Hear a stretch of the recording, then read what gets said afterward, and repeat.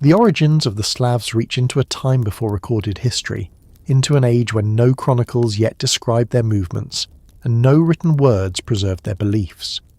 To understand their beginning, one must turn to the soil itself, to the remnants of settlements, pottery shards, burial mounds, and traces of agriculture that archaeologists uncover across the broad expanse of Eastern and Central Europe. The Proto-Slavs, as scholars call them, did not yet bear the name by which they would later be known in chronicles, but their cultural footprint slowly emerges from the second half of the first millennium BCE through the first centuries of the Common Era. They formed part of a mosaic of peoples that inhabited the great European plain, living in forests and along rivers, cultivating land that was at once fertile and challenging, sustaining themselves through a rhythm of subsistence that tied them closely to the cycles of nature. The land they occupied stretched across a zone that bridged Central and Eastern Europe, from the upper Vistula and Oder rivers in the west to the forest steppe boundary near the Dnieper and Pripet marshes in the east.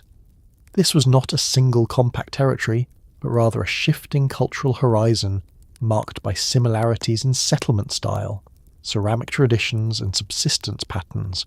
Archaeologists identify certain cultures, such as the Zarubinci in the Dnieper basin, or the Przeworsk in present-day Poland, as possible predecessors of the Proto-Slavs, though absolute certainty remains elusive.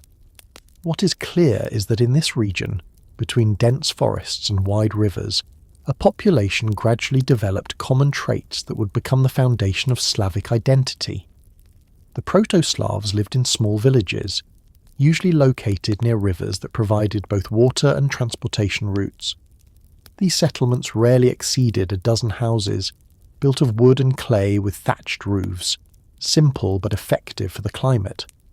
The houses were semi-subterranean, sunken partly into the earth for insulation, with a hearth at the centre that served as both a source of heat and a place for cooking.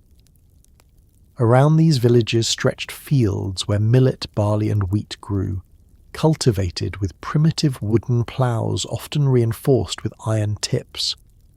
Livestock, particularly pigs, cattle and horses, played an essential role, not only as sources of meat and dairy but as animals of labour and symbols of wealth. Hunting and fishing supplemented the diet, especially in areas where forests and rivers were abundant. Material culture from these early communities reflects both practicality and a gradual development of distinct forms. Pottery was handmade rather than wheel-thrown, with simple shapes and little decoration, though certain patterns of incisions and impressions can be traced across wide areas, suggesting shared cultural practices. Tools and weapons were made of iron, though stone and bone continued to be used, especially for household tasks. Burial customs varied, with both cremation and inhumation practiced, sometimes side by side, reflecting a society in transition or one influenced by multiple neighbouring traditions. The question of language provides another window into the Proto-Slavic world. While no direct inscriptions survive, linguists reconstruct Proto-Slavic as the common ancestor of all later Slavic tongues. Its vocabulary points to the environment in which the speakers lived. Words for dense forests, rivers, marshes and snow are abundant, while terms for mountains, seas or deserts are absent. Agricultural terminology reveals knowledge of ploughing, sowing and animal husbandry, while religious vocabulary hints at an animistic worldview centred on natural forces, ancestors and fertility. Loanwords also tell a story of contact with neighbours. From Germanic peoples came terms related to warfare and trade, from Iranian groups words associated with social hierarchy, and from the Baltic peoples certain agricultural and natural terms. These borrowings suggest a people not isolated but part of a larger web of interaction across Eurasia. Ancient writers provide only fragmentary glimpses of these early Slavs. The Greek historian Herodotus, writing in the 5th century BCE, described the Scythians and other tribes of the northern Black Sea region, but he did not yet mention the Slavs by name. Later Roman authors, such as Pliny the Elder, Tacitus and Ptolemy, began to reference groups like the Venedi, who are often identified as Proto-Slavs or closely related to them. Ptolemy, in his Geographia of the 2nd century CE, located the Venedi along the Vistula River, a vast people stretching across forests and plains. Whether the Venedi were precisely the Slavs as later known remains debated, but their description as numerous, forest-dwelling, and less urbanized than their neighbours aligns with what archaeology and linguistics suggest about the early Slavic condition. The Slavs did not emerge in isolation, but in interaction with powerful neighbours.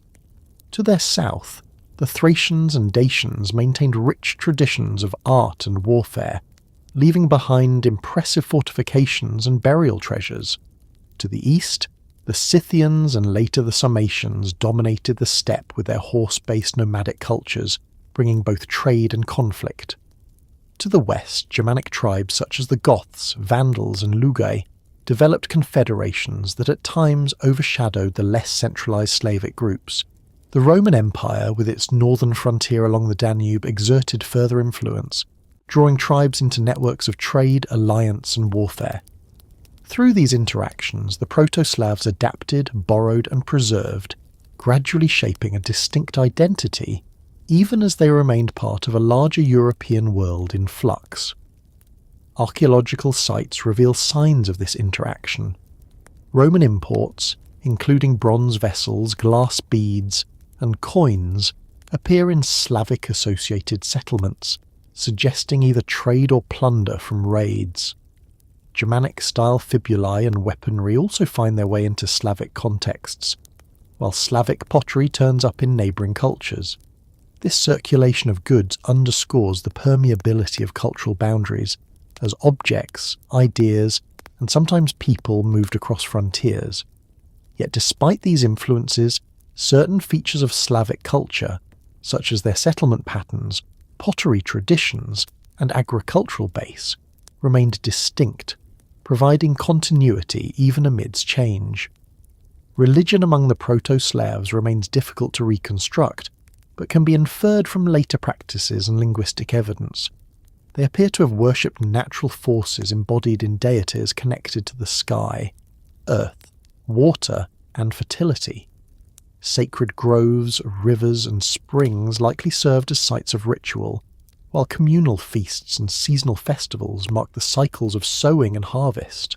Ancestor veneration also played a role, with burial customs reflecting concern for the afterlife and the maintenance of ties between the living and the dead.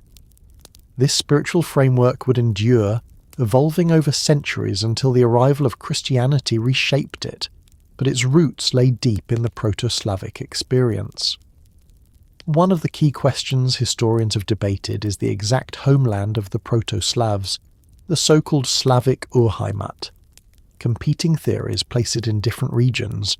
Some emphasize the upper Vistula and Oder in Poland, others the Pripet marshes and Dnieper basin in Belarus and Ukraine. Still others propose a more southern origin closer to the Carpathians. Each hypothesis relies on different combinations of linguistic, archaeological and historical evidence, and consensus remains elusive.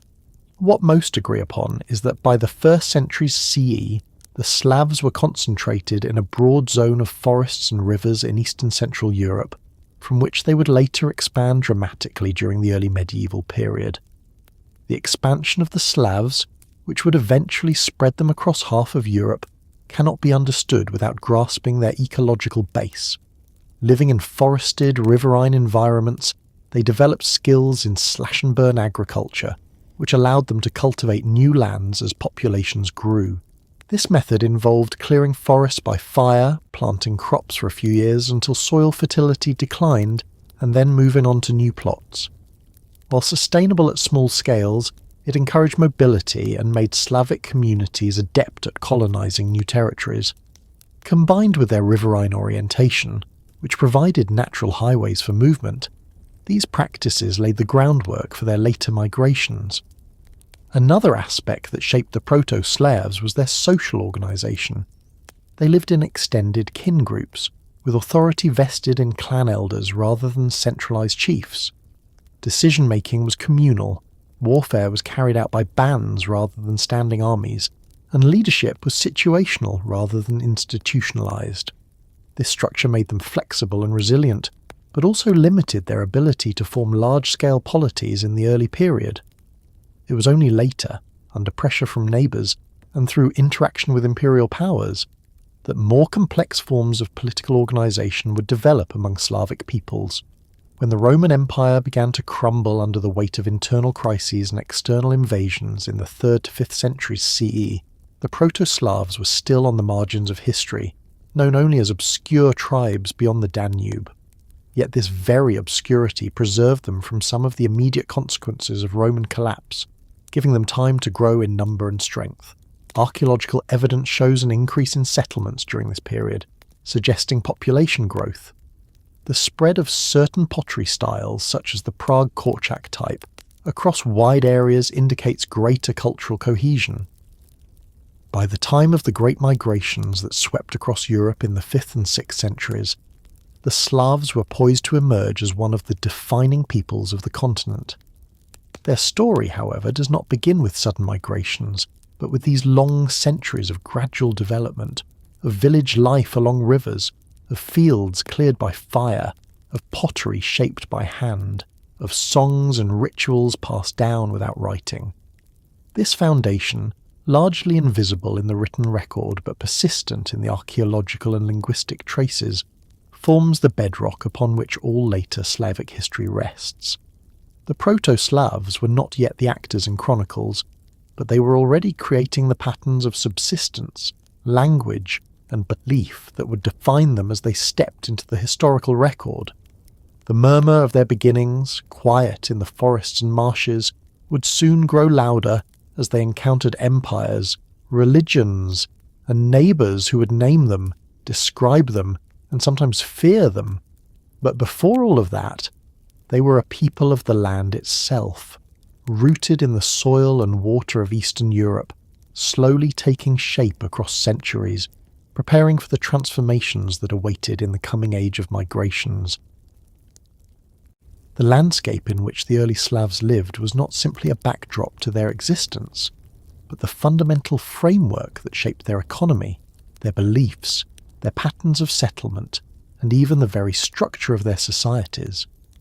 The forests and rivers of Eastern and Central Europe provided both abundance and constraint, possibilities and limitations, weaving the fabric of daily life in ways that cannot be overstated.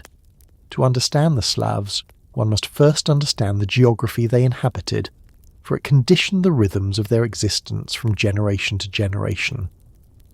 The territory associated with the earlier Slavs stretched across a vast expanse of the European plain, an environment defined less by dramatic mountains or seas, and more by endless expanses of woodland, meadows, and waterways.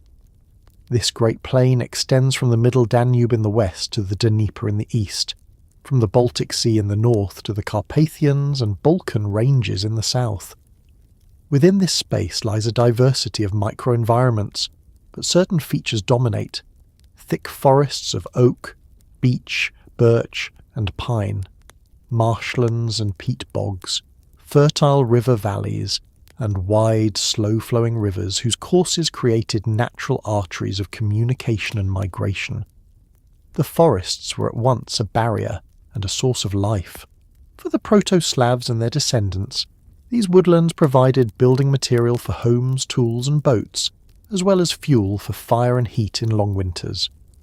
They supplied game animals, wild boar, deer, elk, and smaller creatures like hares and beavers that supplemented diets otherwise based on agriculture and livestock. Forests also yielded honey, wax, berries, nuts, and medicinal herbs. Beekeeping in hollow trees became a Slavic specialty, producing honey not only as food, but also as the base for mead, an important drink in ritual and festivity. Yet these same forests created isolation, limiting large-scale agriculture, slowing overland movement, and segmenting populations into scattered communities connected more by rivers than by roads. The rivers thus held an outsized importance in Slavic life. The Vistula, Oder, Dniester, Dnieper, Bug, and many smaller streams provided water for drinking, irrigation, and fishing.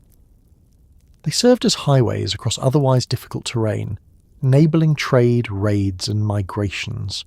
The Dnieper in particular would later become one of the great corridors of Slavic expansion, linking northern forests with the Black Sea and through it the Byzantine world. Canoes hewn from single tree trunks, easily crafted with iron tools, allowed Slavic villagers to navigate these rivers, carrying goods, people, and ideas across wide distances. Settlements naturally clustered along riverbanks, where fertile soil eased farming and access to water simplified daily life. The climate of this region was temperate but variable, with cold winters and warm summers. Snowfall in the north was heavy, while in the south, closer to the steppe, winters were less severe but summers hotter and drier. This seasonal cycle required adaptation in agriculture, with spring planting and autumn harvest forming the anchors of the year.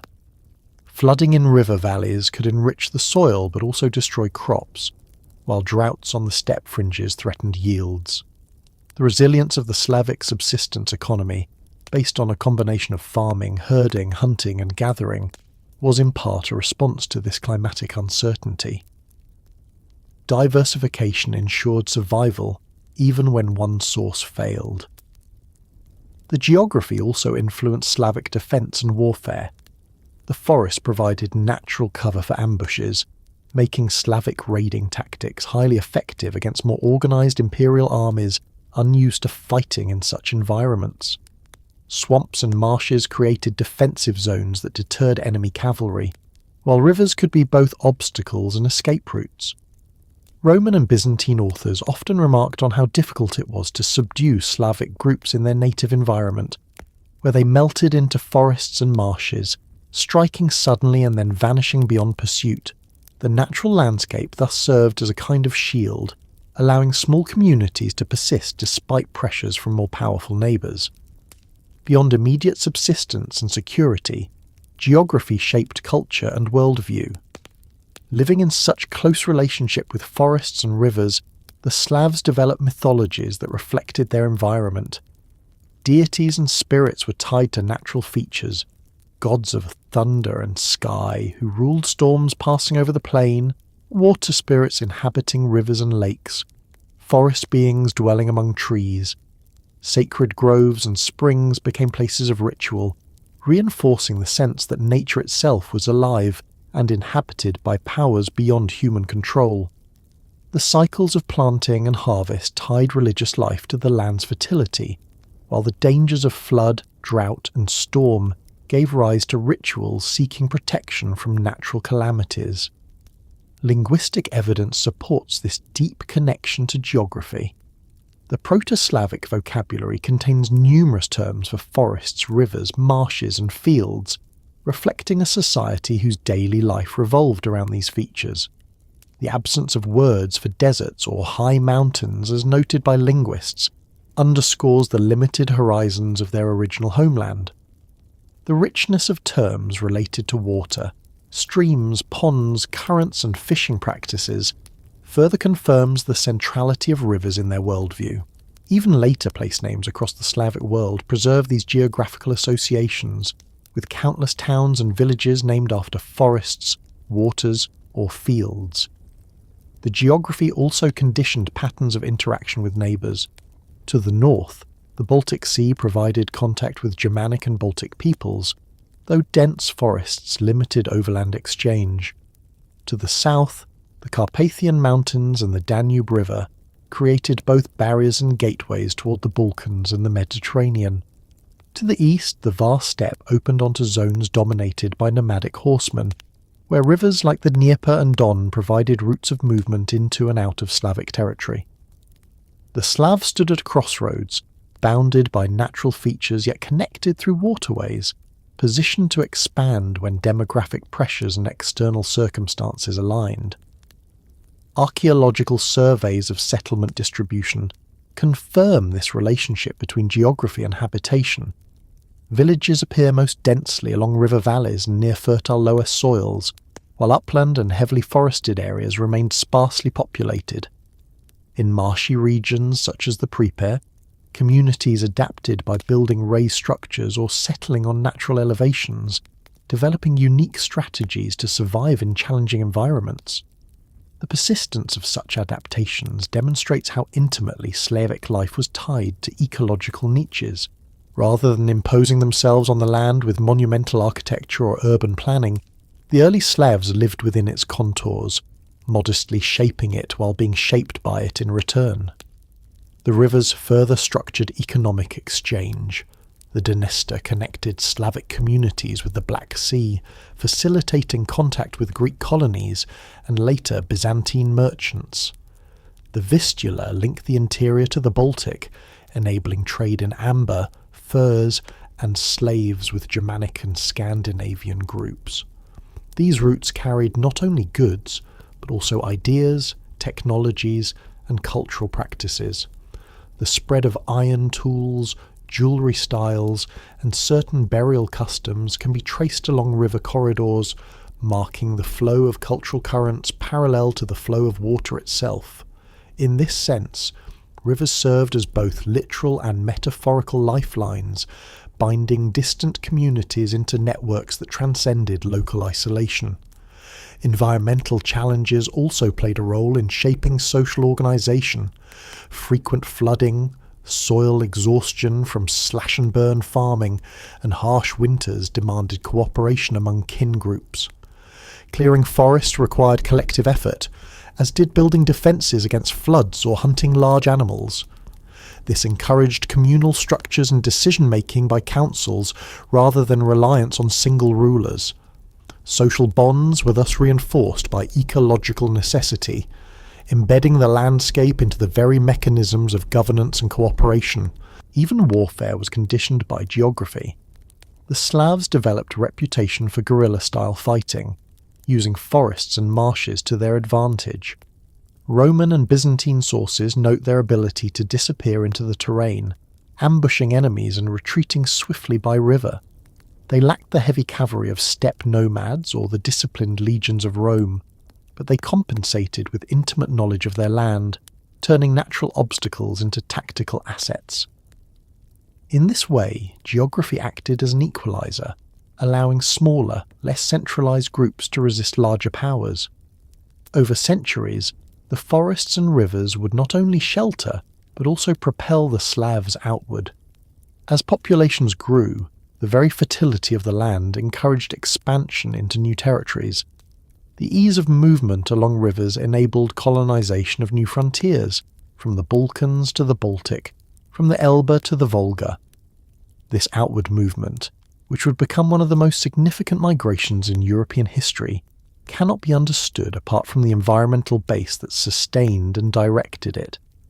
Geography provided both the home that nurtured the Slavs and the pathways along which they would spread across half a continent. Thus, the forests and rivers were not merely the scenery of early Slavic life, but its very substance. They provided food, shelter, defence, belief, and identity. They imposed limitations and offered opportunities. They shaped language, culture, and politics. In their embrace, the Proto-Slavs and their descendants found both protection and the seeds of expansion. As centuries passed, the Slavs would carry with them the imprint of this environment, transplanting their forest and river way of life into new lands, adapting but never forgetting the ecological matrix from which they had first emerged. And as their settlements multiplied, and their presence became more noticeable to neighbouring powers, these landscapes continued to define how outsiders saw them. As forest people, river dwellers, elusive in their marshes, numerous in their villages, difficult to subdue in their native terrain. The stage was set for their gradual appearance in the written record, not as obscure tribes hidden in the forests, but as a people whose geography had prepared them for both survival and expansion.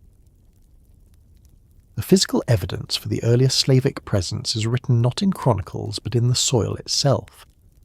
Before the slaves had scribes to record their deeds, or priests to carve their prayers into stone, they left behind settlements, pottery fragments, burial sites, and agricultural traces that archaeologists slowly pieced together into a narrative of continuity and transformation. These archaeological cultures, while never exactly equivalent to ethnic groups, provide the most tangible record of how the Proto-Slavs lived, expanded and gradually coalesced into a recognizable people. Among the most important of these cultures are the Zarubintsy, Przeworsk, and Chernyakov in the earlier centuries, followed by the Prague-Korczak horizon that unmistakably marks the Slavic world as it emerged during the 5th and 6th centuries of the Common Era. The Zarubintsy culture, identified in the late 19th century by excavations near the village of Zarubintsy on the Dnieper River, flourished roughly between the 3rd century BCE and the 2nd century CE. Its territory stretched across the middle Dnieper basin, overlapping with regions later strongly associated with Slavic expansion. The people of Zarubintsy built small villages along rivers and elevated terraces, consisting of semi-subterranean houses with central hearths. Their pottery was handmade, simple in form, often globular vessels with flat bottoms, decorated with incised lines or impressed patterns. Tools and weapons were forged of iron, indicating integration into the broader Iron Age world of Eastern Europe. The Zarubintsy population practiced mixed agriculture, growing millet, wheat, and barley, while also herding cattle, pigs, and horses. Burial customs involved cremation placed in urns, though some inhumations also occur, suggesting a diversity of ritual practice. The cultural context of Zarubintsy reflects interaction with both the Scytho-Sarmatian steppe cultures to the south and the Latin horizon, associated with Celtic groups to the west. Roman imports, including amphorae, glass and metal objects, appear in Zarubintsy contexts, testifying to trade links along the Dnieper that connected these communities to the Black Sea and Mediterranean. Scholars debate whether the Zarubintsy people should be directly identified with Proto-Slavs, but the consensus holds that they formed at least part of the ancestral base from which later Slavic cultures developed. Their distribution matches closely with the linguistic homeland suggested for Proto-Slavic, and their continuity into later archaeological phases makes them a crucial piece of the puzzle. West of the Zarubintsy horizon lay the Przeworsk culture, centered in present-day Poland but extending into parts of Ukraine and Belarus. Existing from the 3rd century BCE into the 5th century CE, Przeworsk communities also lived in small villages, practiced agriculture and animal husbandry, and produced handmade pottery. Their burial rites, however, were distinctive. Large cemeteries with both cremation and inhumation, often accompanied by rich grave goods, including weapons, jewellery, and imported Roman artefacts. This suggests more pronounced social stratification and stronger integration into long-distance trade networks than the Zarubintsy. The Przeworsk culture has often been associated with early Germanic tribes such as the Vandals and Lugi, but it is increasingly clear that it was a multi-ethnic mosaic where Proto-Slavic elements were also present. The coexistence and interaction of Slavic and Germanic groups in this cultural zone provided fertile ground for the exchange of technologies, ideas, and even population movements that shaped both peoples. By the 3rd century CE, the Chernyakov culture emerged across a vast area of Ukraine, Moldova, and Romania, representing one of the most complex archaeological formations of the late Roman era. The Chernyakov people built larger settlements, sometimes with planned layouts, and practiced more intensive agriculture with iron ploughs and advanced techniques. Their pottery included wheel-thrown wares alongside traditional handmade vessels, indicating technological advances and Roman influence. Burial customs again show both cremation and inhumation, reflecting a blending of traditions. Grave goods included fine metalwork, weapons, and imported luxury items, pointing to extensive contact with the Roman frontier along the Danube. The Chernyakov culture has often been linked with the Gothic migrations, as the Goths under their kings moved from the Baltic toward the Black Sea during this period. Yet, as with Przeworsk, Chernyakov was not a purely Germanic phenomenon. Slavic, Sarmatian, and Dacian elements all contributed to this cultural synthesis. For the Proto-Slavs, participation in Chernyakov networks meant exposure to higher levels of social organization, new technologies, and broader horizons of interaction. When the Huns swept through Eastern Europe in the late 4th century, shattering Gothic power and disrupting the Chernihiv world, the Slavic elements embedded within it survived, ready to reorganize in the new circumstances of the 5th century. It is in this transitional moment that the Prague Korčak culture appears, widely regarded as the first archaeological horizon clearly identifiable as Slavic. Flourishing from the late 5th through the 7th centuries, its distribution stretched from the Middle Danube through the Carpathians into the upper Dnieper basin. Settlements consisted of small villages with sunken floored houses, often square or rectangular, with stone or clay ovens in one corner. The simplicity and uniformity of these dwellings across vast distances is striking, suggesting a common cultural pattern and way of life. Pottery was handmade, with simple forms and little decoration, continuing the traditions of earlier Proto-Slavic groups. Burial evidence is more scarce, but where found, it typically involves cremation without elaborate grave goods, reflecting an egalitarian social structure. The Prague Korčak horizon coincides precisely with the first unambiguous references to Slavs in Byzantine sources. Writers of the 6th century describe Sklaveni and Antes as numerous tribes living north of the Danube, practicing communal agriculture, raiding imperial territories, and worshipping a variety of gods. The archaeological record of Prague Korčak matches these descriptions, providing the material counterpart to the historical Slavs. The sudden spread of this culture across wide areas indicates rapid demographic growth and mobility, setting the stage for the great Slavic migrations into the Balkans, Central Europe and beyond. Examining the material remains of these cultures reveals not only their economic base, but also their social organisation and worldview. The absence of monumental architecture, large fortifications or lavish burials suggests societies that were relatively egalitarian, organised around kinship groups and communal decision-making. Wealth differences existed but were modest compared to neighbouring Germanic or steppe elites. Craft specialisation was limited, with most households producing their own pottery and tools. Long-distance trade existed but did not dominate. The core of the economy remained local subsistence farming and herding, yet the persistence of certain features across centuries and cultures indicates a strong cultural continuity. The preference for sunken floored houses with ovens, the predominance of handmade pottery, the reliance on mixed agriculture, and the flexibility in burial customs all mark a distinct trajectory that links Zarubinci, Przeworsk, and Chernihiv to Prague Korčak and beyond. This continuity suggests that even as neighbours came and went, Celts, Germans, Sarmatians, Goths, Huns, the Proto-Slavic population remained, adapting and absorbing influences but maintaining its core identity. The archaeological record also underscores the adaptability of the early Slavs. In the Zarubinci phase, they absorbed influences from Scythians and Celts. In the Przeworsk and Chernihiv phases, they engaged with Germanic and Roman worlds. By the Prague Korčak horizon, they had distilled these experiences into a coherent cultural pattern that could be replicated across vast new territories. This adaptability would become one of the hallmarks of Slavic expansion, allowing them to settle in environments ranging from the forests of the north to the mountains of the Balkans and the plains of the Danube. It is important to note that archaeology alone cannot fully capture ethnicity, and caution must be taken not to equate every pottery style with a people.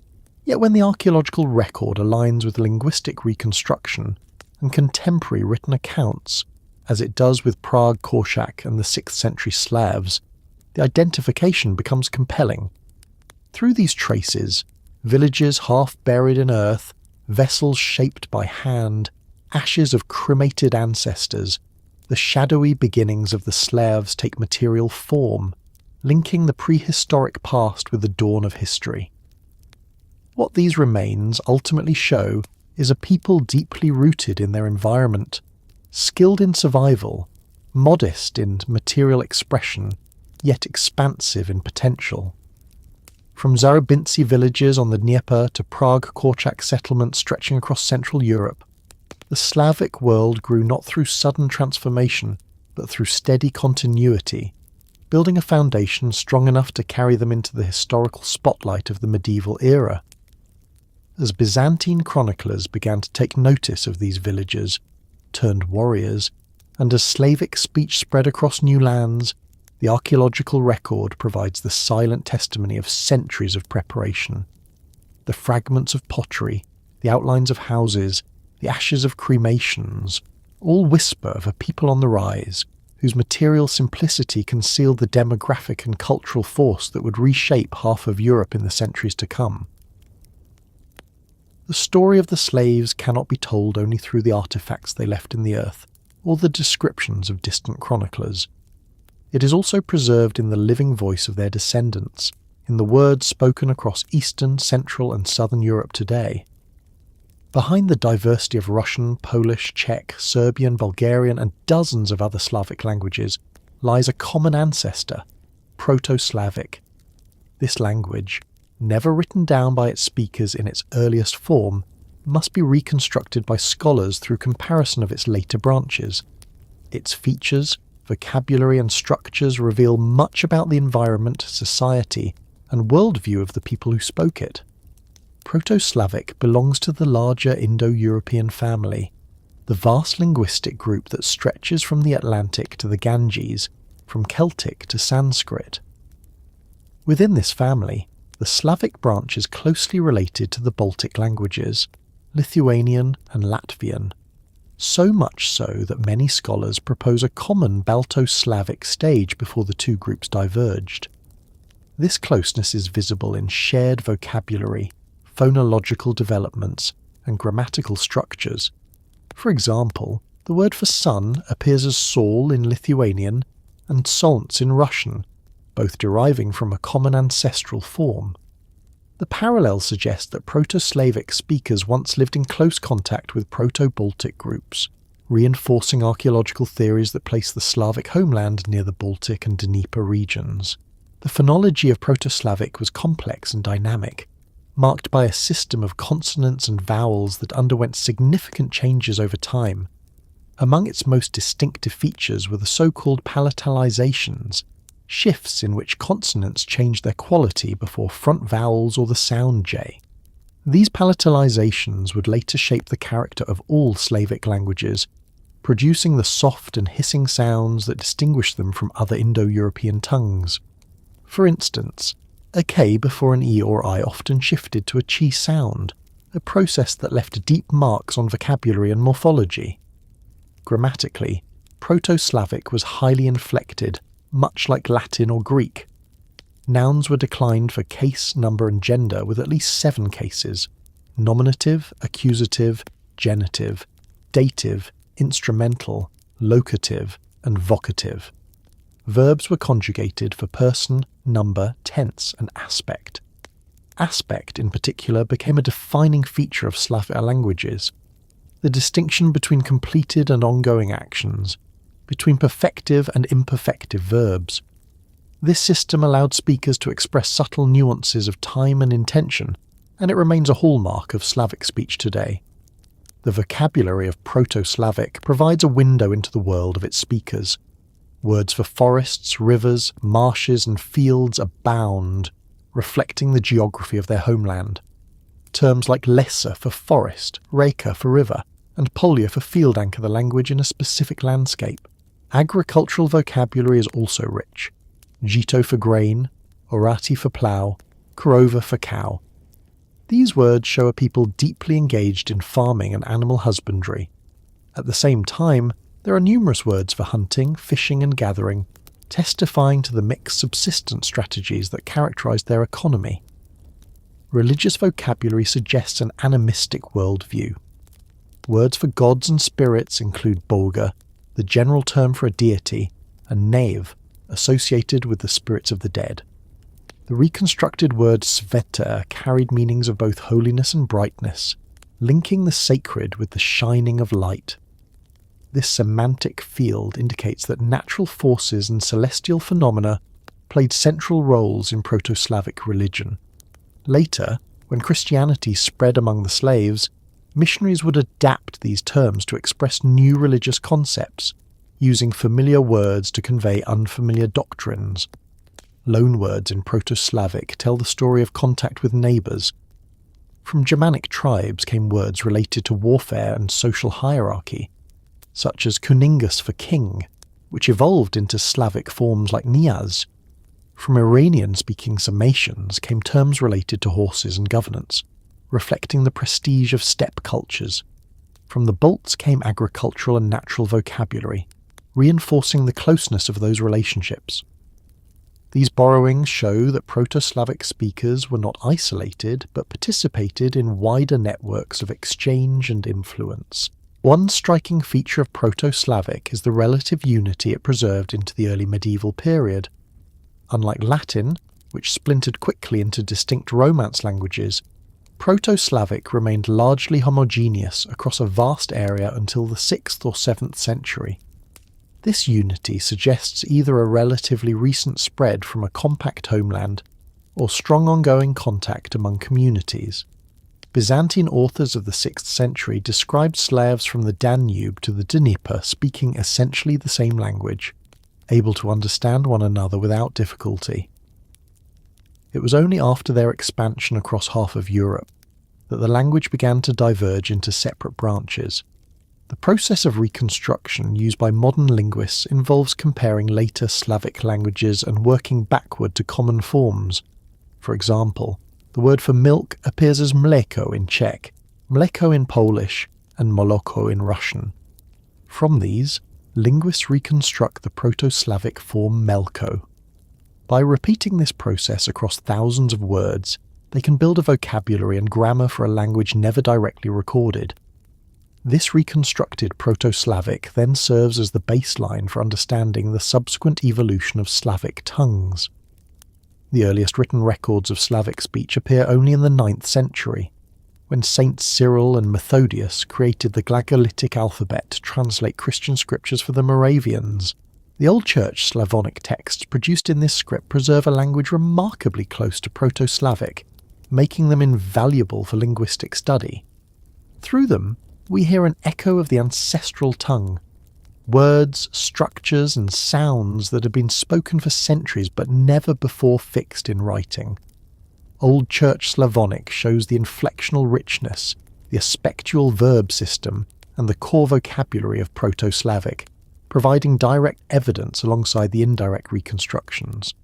The persistence of Proto-Slavic unity until such a late date raises questions about the social and political organisation of its speakers. A shared language across vast territories implies frequent communication, intermarriage, and mobility. Rivers again played a role here, acting as channels for interaction. The relatively egalitarian social structure of early Slavs, with no rigid class divisions to produce dialect prestige or isolation, may also have contributed to linguistic cohesion. Unlike societies with centralised states that impose linguistic uniformity through administration, the Slavs maintained unity through organic contact and shared way of life. The sound changes that shaped Proto-Slavic into its later forms reveal much about its dynamism. Among the most famous is the first palatalization, in which velar consonants shifted before front vowels. K became chi, G became G, X became esh. Another was the development of nasal vowels, later lost in many branches but preserved in Polish. Stress patterns were complex, with free and mobile accentuation that could fall on different syllables of a word depending on inflection. These features created a musical and flexible language, capable of subtle distinctions but also prone to rapid change. The place of Proto-Slavic within Indo-European also illuminates its distinctiveness. While sharing inherited features like cases and verb conjugations, it developed unique innovations. The aspectual system of verbs, the widespread use of diminutives, and certain sound changes set it apart from its relatives. These innovations reflect both internal developments and external influences, marking Proto-Slavic as both a child of the Indo-European family and a language with its own path of evolution. The importance of language in shaping identity cannot be overstated. Even before the Slavs had states, kings or chronicles, they had a shared tongue that bound them together. This common speech created a sense of mutual recognition, distinguishing them from neighbours even when material culture overlapped. Byzantine authors noted that Slavs could be divided into many tribes, but still understood each other, a testimony to the power of language as a marker of belonging. In the centuries that followed, as Slavic groups spread into the Balkans, Central Europe and the Eastern Steppe, Proto-Slavic began to fracture into dialects that would evolve into modern languages, yet the core of the ancestral speech persisted, and even today a Russian and a Pole or a Serb and a Slovak can often grasp each other's words despite centuries of separation. This mutual intelligibility, greater than in many other language families, reflects the deep cohesion of Proto-Slavic and the relatively recent divergence of its descendants. The study of Proto-Slavic is not merely an academic exercise, but a way of reconstructing the mental world of the early Slavs. Their words reveal what they valued, what they saw in their environment, how they organised their society, and how they conceived of the divine. Through linguistic reconstruction, one can glimpse their forests, their rivers, their fields, their rituals, their kinship ties. The language is both a map and a memory, carrying the traces of centuries before the Slavs entered written history.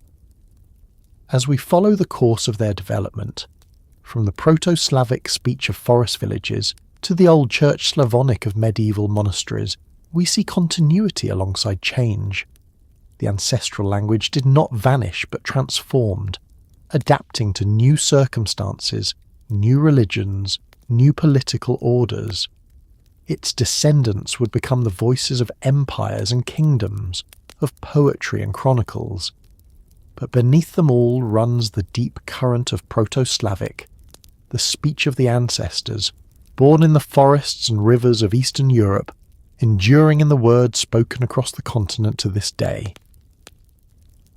The material life of the early Slavs, built on forests, rivers and fields, cannot be separated from the spiritual framework through which they understood their world.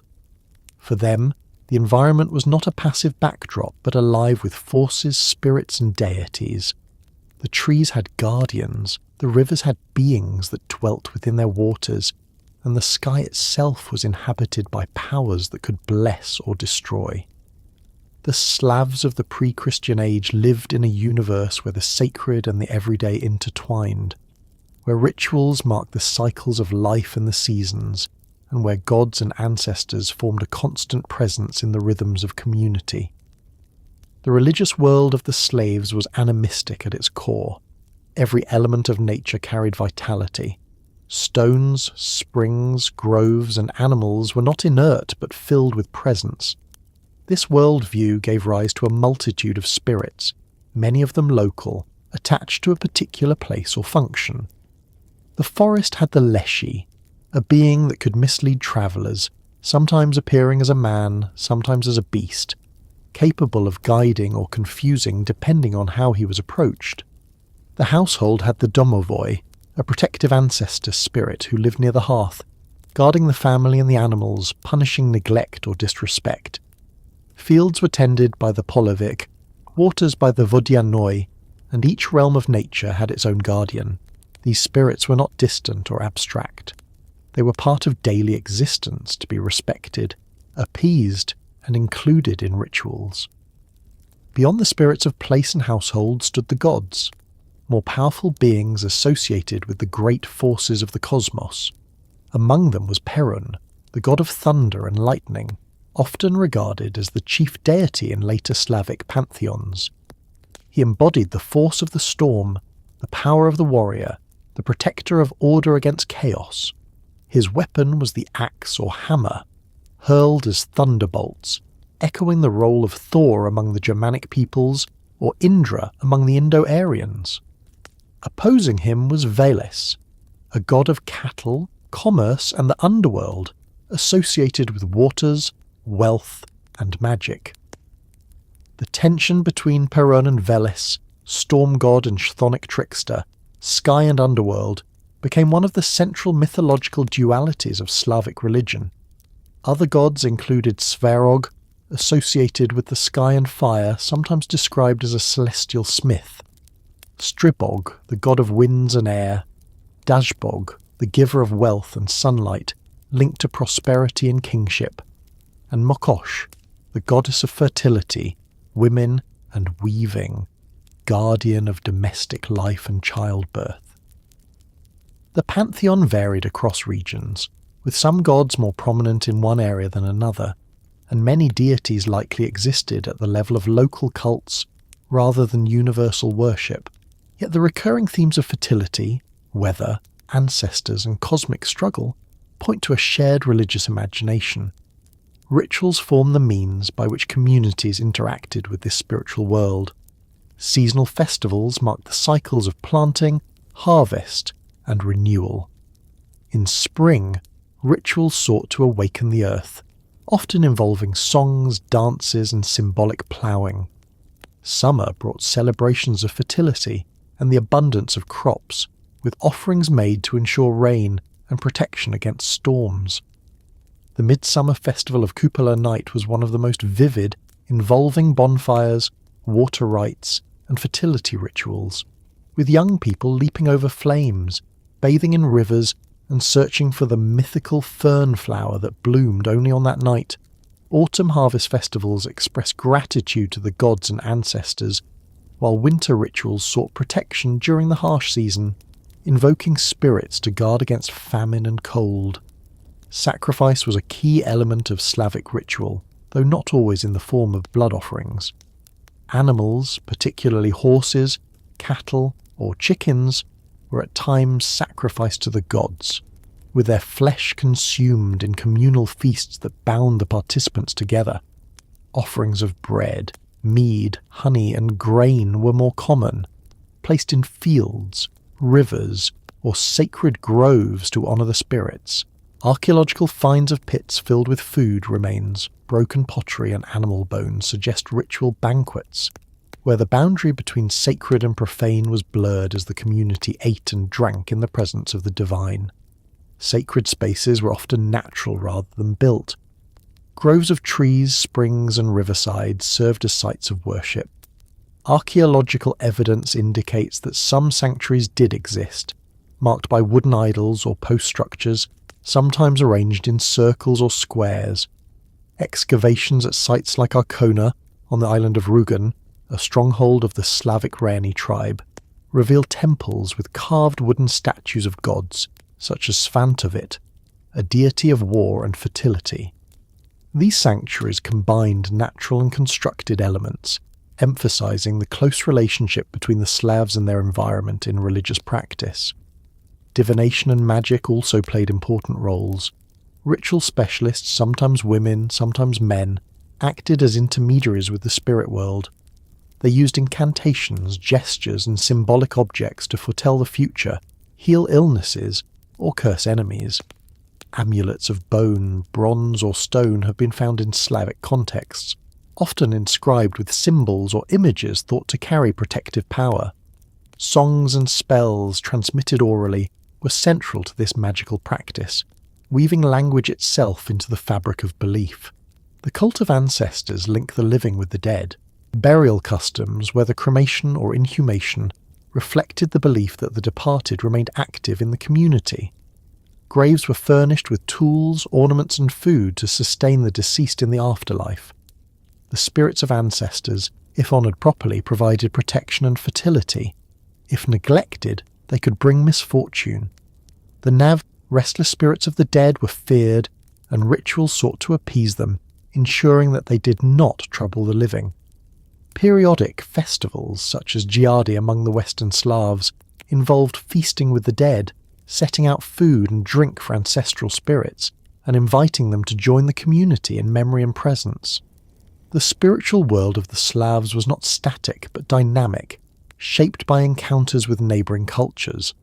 Contacts with Germanic tribes may have influenced the prominence of thunder gods like Perun, while Iranian steppe traditions contributed to the figure of Veles and associations with cattle and magic.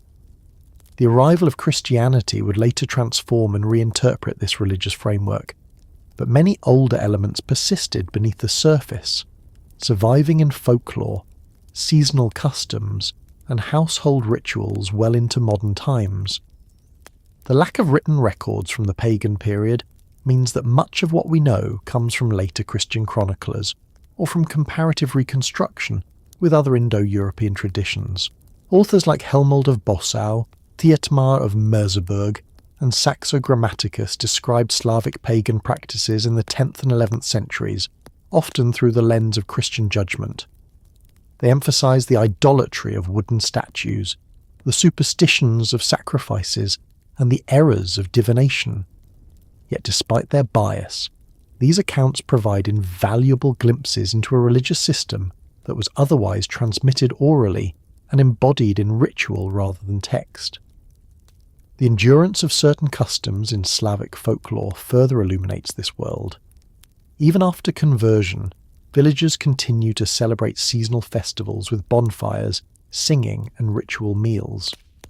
Belief in household spirits persisted, with the domovoi reinterpreted as a benign or mischievous presence coexisting with Christian saints. Water rituals, fertility charms, and ancestor commemorations survived, adapted into Christian calendars but retaining their older symbolism. This continuity demonstrates the deep roots of the pagan worldview, embedded in the daily life of the people and not easily erased by new religions. The mythology of the Slavs, though fragmented in our sources, presents a coherent picture of a cosmos structured by dualities: sky and underworld, storm and cattle, order and chaos, life and death. The struggle between Perun and Veles, repeated in thunder and rain, represented not just a natural phenomenon but the balance of the universe.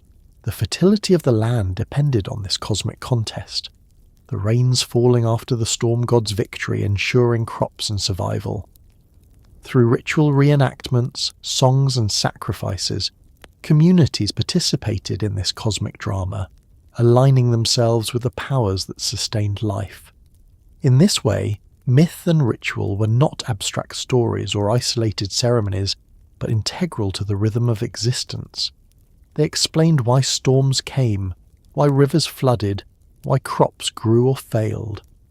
They bound the community together in shared acts of worship, reinforcing social bonds and transmitting cultural memory. They connected the living to the dead, the village to the cosmos, the present to the eternal. The spiritual world of the Slavs, while often overshadowed by the later dominance of Christianity, remains essential for understanding their identity. It reveals a people attuned to their environment, imaginative in their explanations of natural forces, communal in their rituals, and deeply respectful of the unseen world. These myths and gods may no longer be worshipped, but their echoes persist in language, folklore, and cultural memory, shaping the Slavic world long after the last pagan temples were destroyed. The world of the early Slavs was never isolated. Even before they were recognized in the chronicles of Byzantium, they lived alongside peoples whose names loomed large in the writings of Greek and Roman authors: the Scythians, the Sarmatians, and the Goths. These groups, each distinct in origin and culture, formed the shifting human landscape on the borders of the Slavic homeland. The interactions between them shaped the development of the Slavs, introducing new influences, posing challenges, and leaving behind traces that can still be discerned in archaeology, language, and tradition.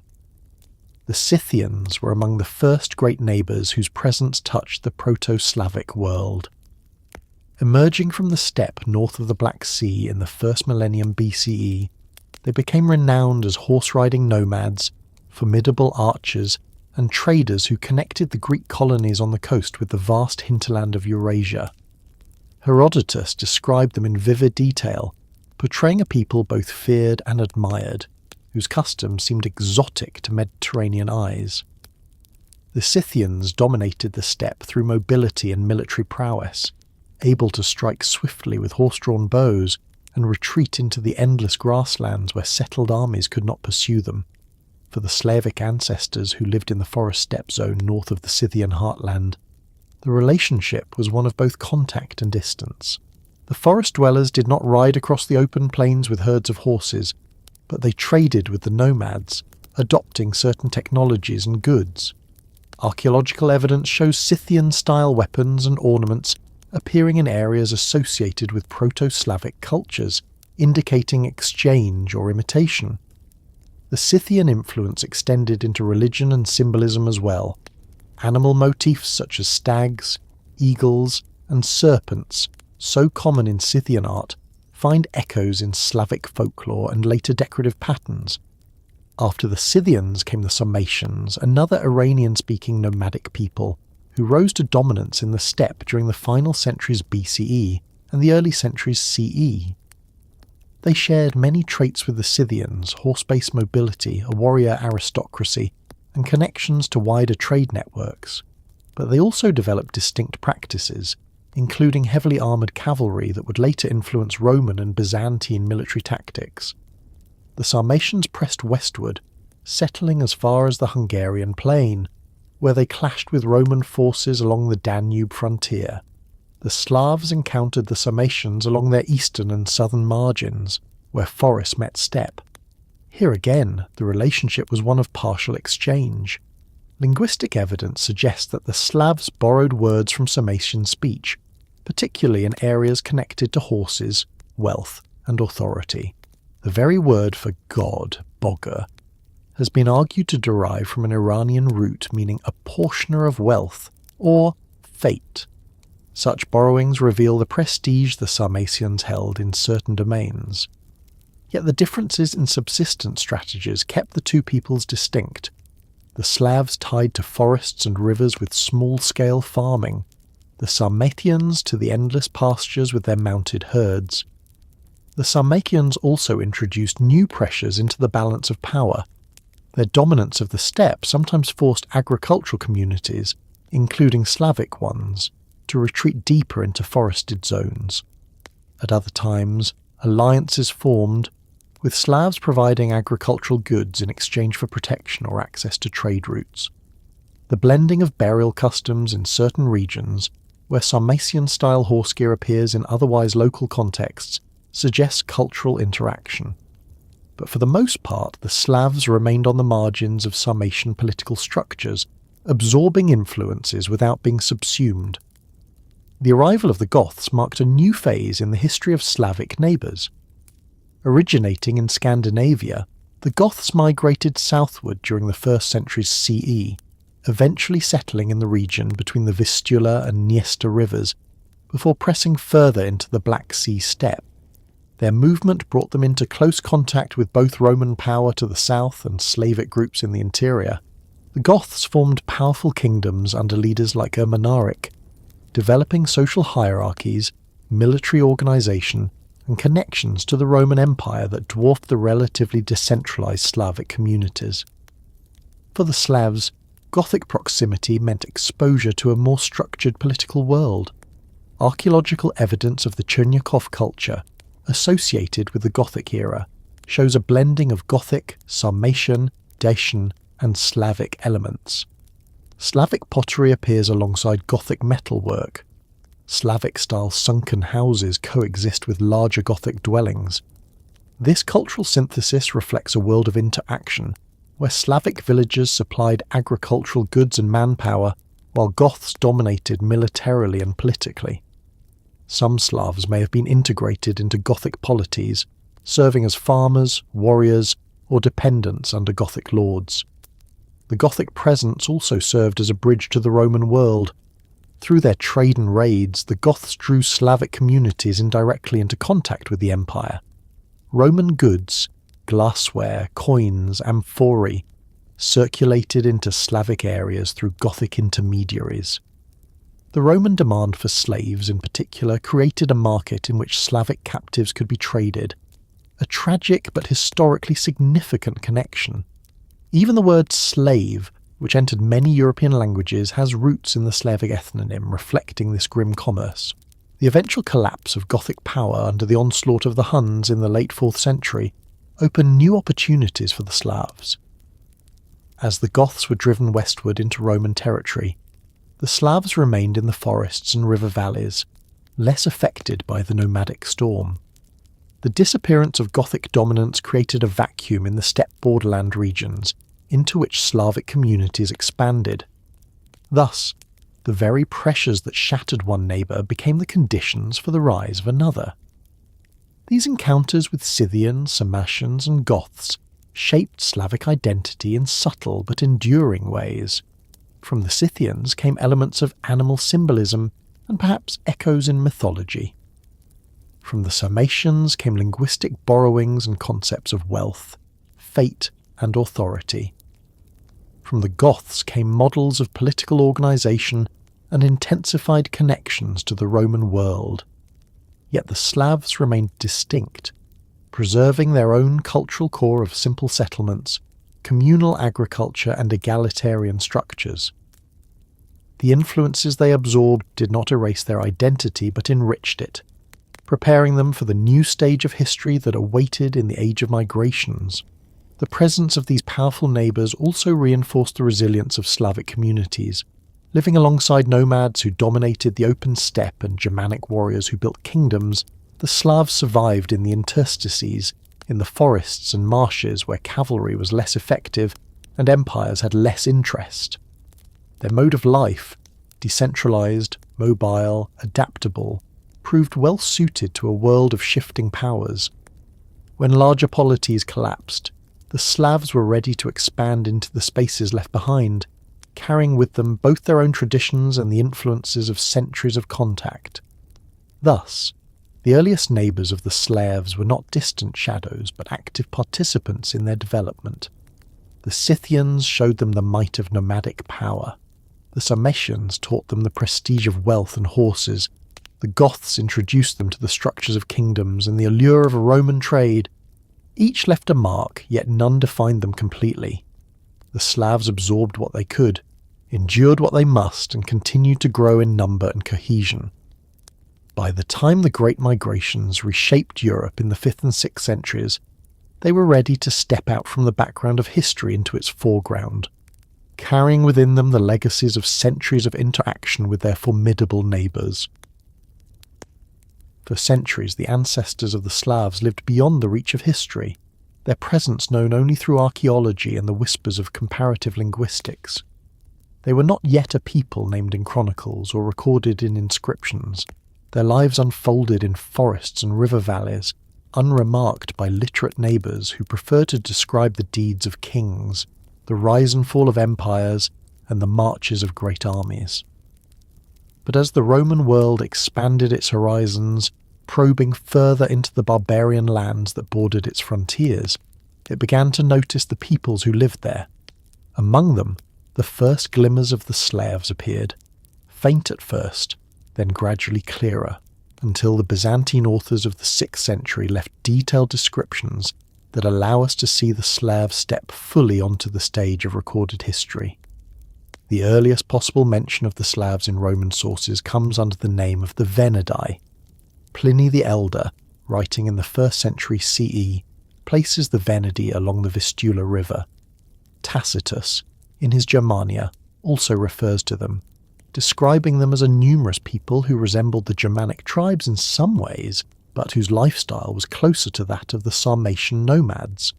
Tacitus emphasized their mobility and their rough manner of life, though he admitted uncertainty about their precise identity. For Ptolemy, the great geographer of the 2nd century, the Venedi appear again, marked as a vast tribe occupying the forests between the Vistula and the Black Sea. Scholars have long debated whether these Venedi were in fact the ancestors of the Slavs, but the consensus holds that the name does indeed reflect early Slavic groups, or at least populations closely related to them. These early references tell us little, but they establish a presence. The Venedi are described as numerous, forest-dwelling, and somewhat amorphous, lacking the sharper outlines of political identity that characterise tribes like the Goths or Vandals. This vagueness may reflect reality. for the early Slavs were not organized into kingdoms or states, but into dispersed communities with flexible affiliations. To Roman observers, they were simply one more barbarian people beyond the imperial frontier, important only insofar as they affected the balance of power along the Danube or the northern provinces. More detailed and unambiguous descriptions appear in the writings of Byzantine authors of the 6th century. By this time, the Roman Empire in the west had collapsed, but its eastern half, centred on Constantinople, remained powerful and literate. The Byzantines inherited the Roman tradition of observing and describing the peoples on their borders, especially those who posed military threats, as Slavic groups began moving southward toward the Balkans, raiding and eventually settling within imperial territory. Byzantine chroniclers took notice, recording details of their appearance, customs, and warfare. One of the most important of these sources is Procopius of Caesarea, the great historian of the reign of Justinian.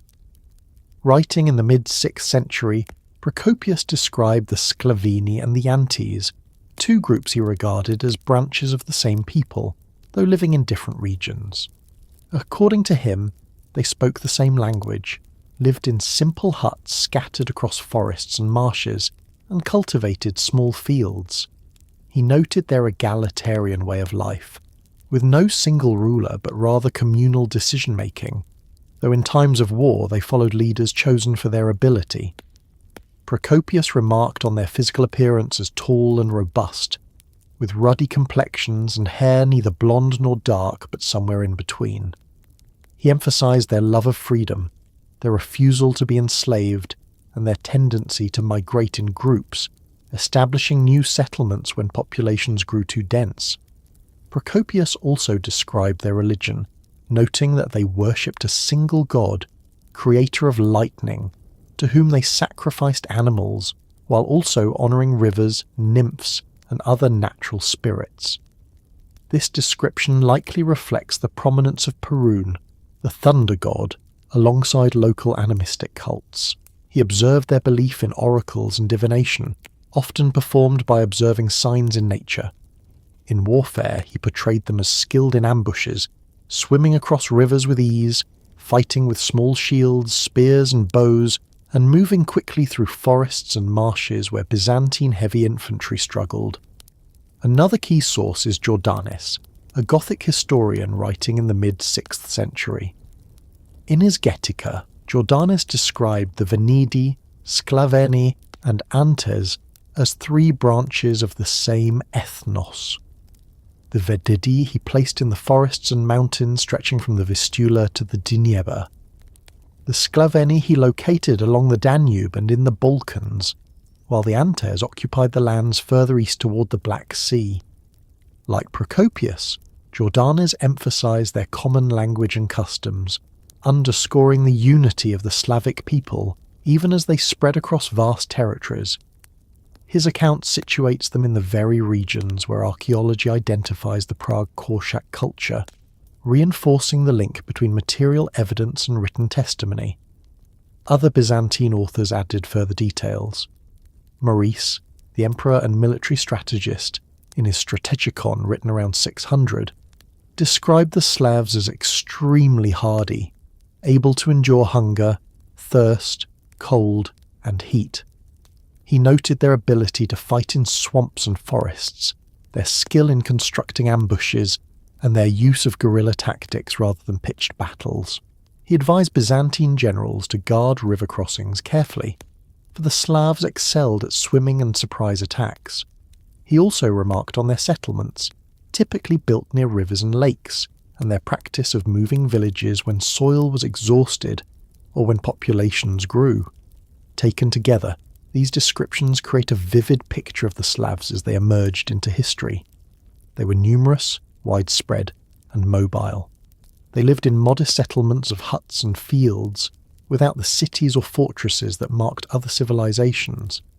Their society was egalitarian, with leadership temporary and situational rather than hereditary or centralized.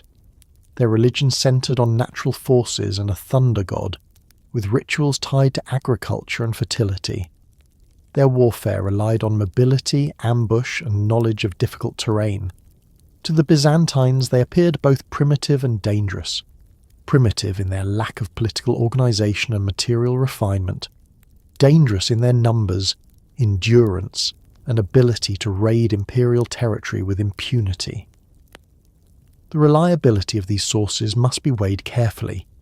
Byzantine authors often exaggerated the barbarity of their neighbours, emphasising their lack of refinement as a contrast to imperial civilization. At the same time, they sometimes admired qualities like freedom, toughness, and egalitarianism. Procopius and others wrote from the perspective of officials trying to manage frontier security, so their descriptions highlight traits relevant to warfare. Yet the consistency across multiple authors and the correspondence with archaeological evidence suggest that the broad outlines are accurate. The appearance of the slaves in these records also reflects a real shift in the balance of power. By the 6th century, Slavic groups were no longer confined to the forests north of the Danube but had begun to penetrate the Balkans. Raiding expeditions devastated imperial provinces, while permanent settlements followed, as Slavic farmers cleared land and established villages in areas once dominated by Roman villas and cities. The Byzantines, stretched thin by wars against Persians and other enemies, struggled to contain this new wave of intruders. The Slavs thus entered history not as passive subjects of description, but as active participants in the transformation of southeastern Europe. The names used by the Byzantines, Sklaveni, Antes, Venedi, illustrate both the diversity and the unity of the Slavs. Different tribal confederations bore different names, but authors recognize that they spoke the same tongue and shared the same customs. This recognition marks the birth of the Slavs as a people in the historical consciousness of the Mediterranean world. From this point forward, the Slavs were no longer invisible. They were a named presence, a force to be reckoned with, described in detail by those who faced them across battlefields and borders. In this way, the Roman and Byzantine gaze fixed the Slavs into history. What had been centuries of silence broken only by the mute testimony of pottery and post holes now became words on parchment, copied and preserved through the Middle Ages. The Slavs entered the realm of the written, where their identity was shaped not only by their own practices but by the perceptions of their literate neighbours. These perceptions were often coloured by fear, disdain, or strategic calculation, yet they provide us with the first concrete images of the Slavs as historical actors.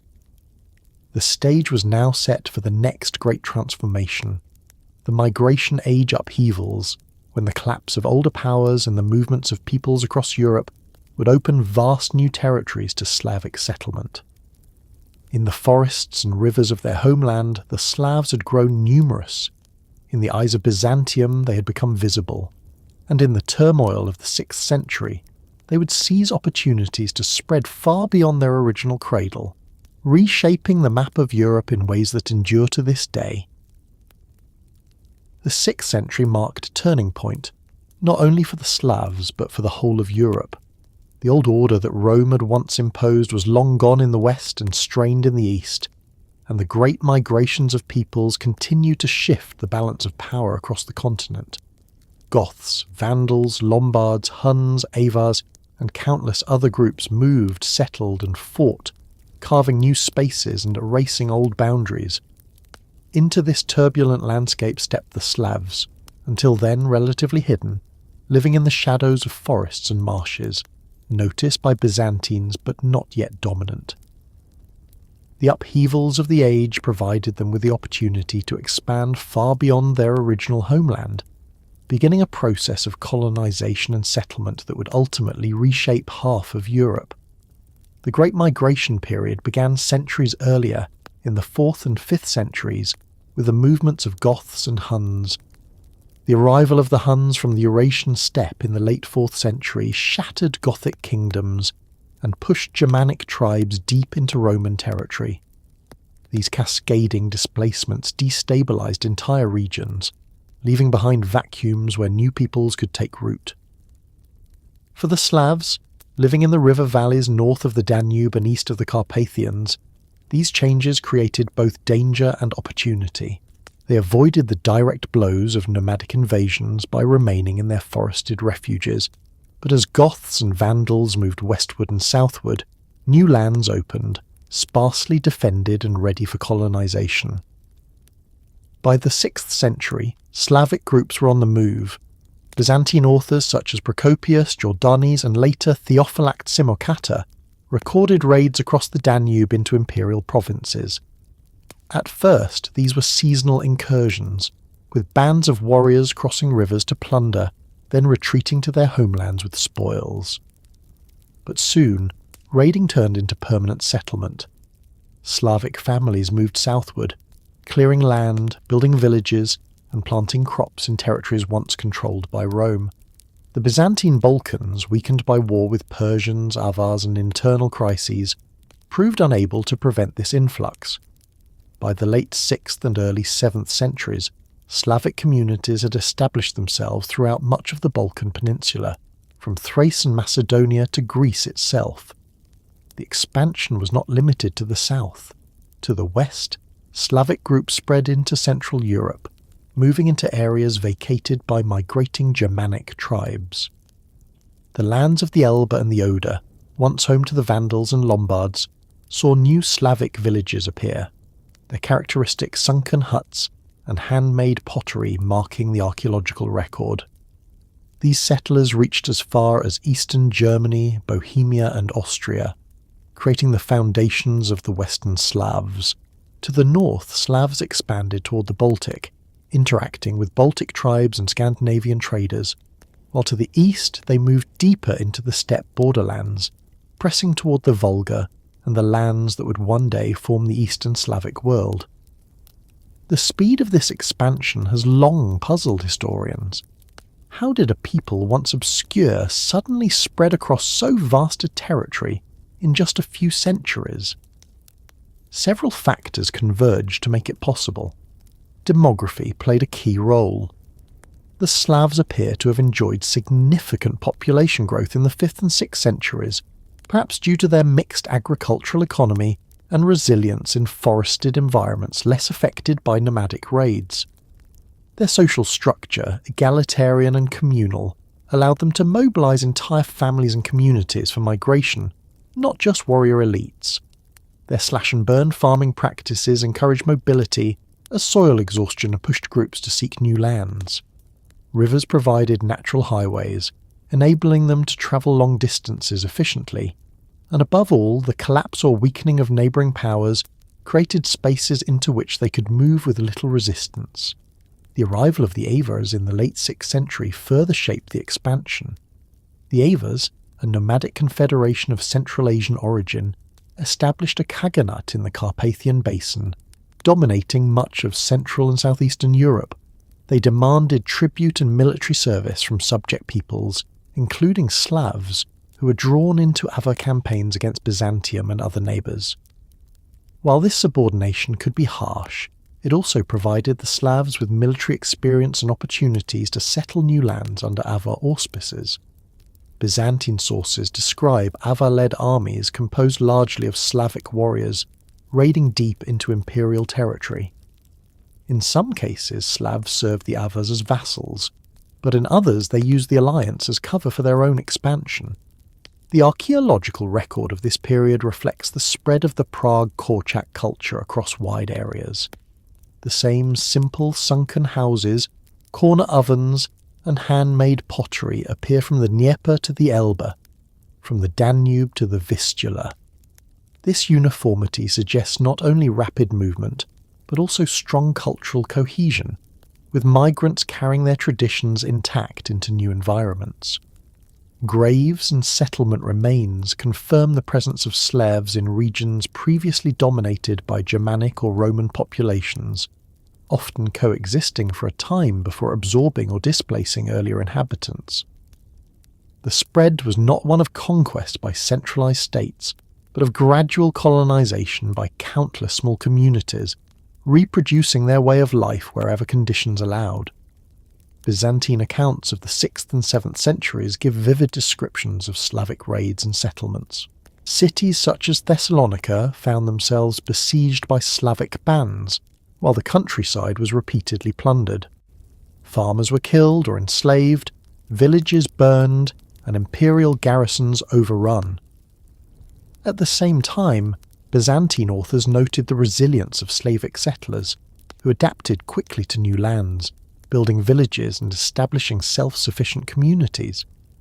Once settled, they proved difficult to dislodge, their mobility and decentralized organization frustrating imperial attempts to reconquer lost provinces. The Slavs in the Balkans gradually became part of the landscape, merging with remnants of Romanized populations, intermarrying and creating hybrid communities. Over generations, new identities emerged, blending Slavic language and culture with local traditions. In Greece, Thrace, and Macedonia, place names of Slavic origin attest to the depth of settlement, even as the Byzantine state later regained control of parts of the Balkans. It did so over a population already transformed by Slavic presence. The expansion into Central Europe laid the groundwork for the future kingdoms of the Western Slavs. In Bohemia, Moravia, and Poland, Slavic groups took root, forming tribal confederations that would eventually give rise to states.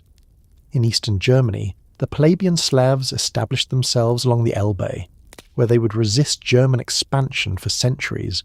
In the north, Slavs reached the shores of the Baltic, where they interacted with Scandinavian traders and seafarers, sometimes as rivals, sometimes as partners in commerce.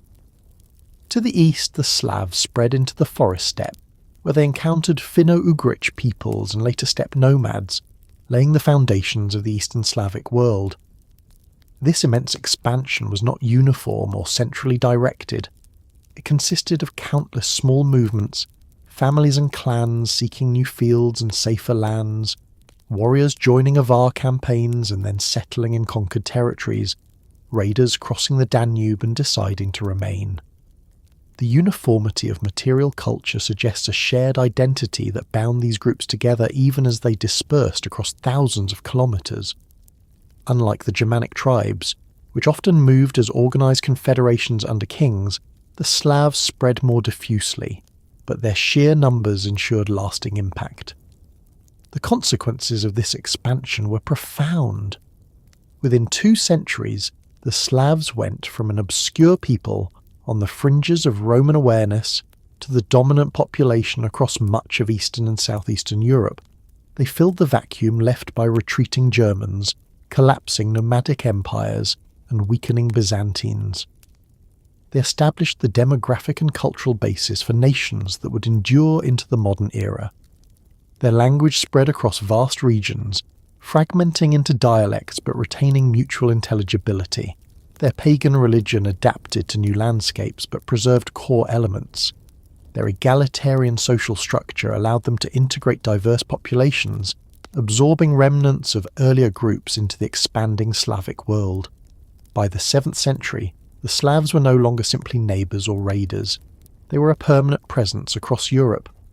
Byzantium could not ignore them, nor could the emerging post-Roman kingdoms of the West. The migration age upheavals that shattered old powers had propelled the Slavs into prominence, giving them lands, numbers, and visibility. The age of obscurity was over. The age of Slavic expansion had begun, and its consequences would reverberate through the medieval world. The Slavic expansion across Europe during the Migration Age was not only a story of raids, battles, and new settlements. At its heart lay the quiet, persistent life of villages, the rhythm of fields and families, the routines of subsistence that made survival possible and ensured growth across generations.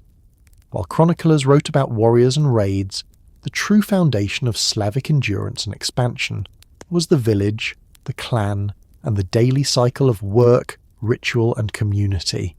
To understand the Slavs, one must step into these small settlements scattered along rivers and clearings, where smoke rose from hearths, livestock moved in wooden enclosures, and children learned the skills of their ancestors. A typical Slavic settlement in the early medieval period consisted of a cluster of houses, rarely more than a dozen to a few dozen, arranged without rigid planning but usually close to a water source. Rivers, streams and lakes provided not only water for drinking and cooking, but also fish for food, reeds for construction, and transportation routes. Villages were modest in scale, with wooden houses partly sunken into the earth for insulation against winter cold. These semi-subterranean dwellings had walls of timber and clay, roofs of thatch or bark, and a central or corner hearth for heating and cooking. Archaeological excavations across regions from the Dnieper to the Elbe revealed remarkable consistency in this style, underscoring the cultural cohesion of the Slavic world even as it spread across diverse landscapes. Around the houses stretched fields cultivated by slash-and-burn techniques. Families cleared forest patches by cutting trees and burning brush, planting crops in the nutrient-rich ash. For a few years the soil yielded good harvests, after which fertility declined, prompting the clearing of new plots. This method required mobility and adaptability, qualities that aligned with the broader patterns of Slavic expansion. Crops included millet, barley, rye, wheat, and oats, supplemented by peas, beans, and flax. The diet was rounded out by livestock, cattle, pigs, sheep, and goats, kept in small herds near the village. Horses, though fewer in number, played an important role in transport and prestige, while chickens and ducks provided eggs and meat. Hunting and fishing remained vital, with forests yielding deer, boar, and game birds, while rivers and lakes provided plentiful fish. The variety of subsistence strategies gave the Slavs resilience, allowing them to adapt to different environments as they spread across Europe. Life in the village was organised around kinship. Families lived close together, bound not only by blood but by the collective necessity of survival. Extended kin groups, often referred to as clans, formed the basic units of society. Authority was vested in elders, those with the most experience and respect, who guided decisions in times of peace and war. There were no kings or centralised rulers in early Slavic communities, at least not in the 6th and 7th centuries.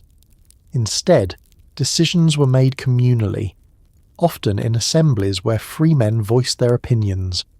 Leadership was situational. A respected warrior might lead a raid, a skilled elder might settle disputes, a ritual specialist might conduct sacrifices. But once the need passed, authority returned to the group. This egalitarian structure distinguished the Slavs from many of their neighbours, who were ruled by hereditary kings or warrior elites. The rhythm of daily life followed the cycles of nature. In spring, fields were cleared, ploughs drawn by oxen turned the soil, and seeds were sown. Summer brought tending of crops, grazing of animals, and preparation for harvest. Autumn was the busier season, with fields reaped, grain stored, animals slaughtered for winter, and surplus preserved through drying, smoking, or fermenting. Winter, though harsh, provided time for repair of tools, storytelling, and communal gatherings around the hearth. Festivals punctuated the year, tied to agricultural cycles and religious beliefs, blending work with ritual. These seasonal rhythms created a sense of continuity and order, anchoring the community in the natural world. The social fabric of the village was reinforced by shared labour.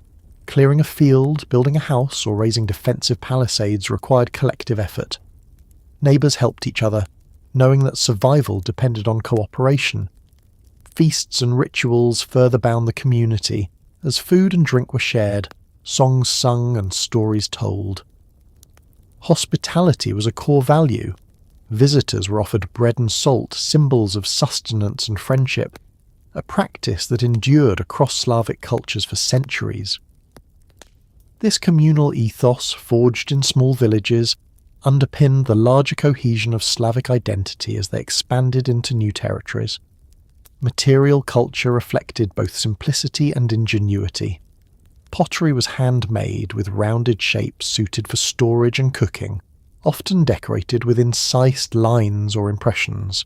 Tools included iron axes, sickles, knives, and ploughshares, complemented by wooden implements crafted with skill. Clothing was made of wool, flax, and hides, woven and stitched within the household. Women spun and wove textiles while men worked wood and metal. Jewellery was modest but common, including bronze or iron rings, earrings and beads, sometimes traded from distant regions. Weapons consisted of spears, bows, and axes, with swords rarer and often associated with wealth or foreign contact. Archaeological finds suggest that, while the Slavs lack the opulence of Romanized or Germanic elites, they produced sturdy, practical goods suited to their lifestyle. Religion permeated daily life. Household rituals honoured the domovoi, the spirit of the hearth, with offerings of bread or milk placed by the fire. Fields were blessed with songs and libations to ensure fertility, while rivers received sacrifices to appease water spirits. Festivals brought the whole community together, blending work and worship in celebration of life cycles. Birth, marriage, and death were marked by rites that reinforced social bonds and connected the living with the ancestors. Even ordinary tasks carried symbolic weight.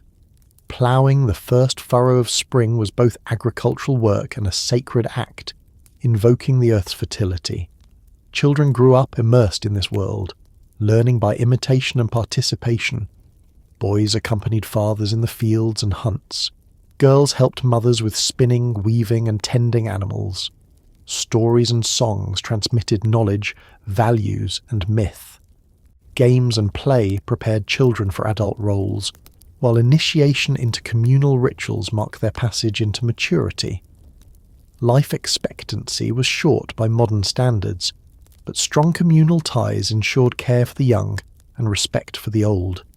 Contact with neighbours brought change but did not erase the core of daily life. From the Byzantines, Slavs acquired new tools and ornaments, sometimes coins used not as currency but as decoration. From nomads they learned new military tactics.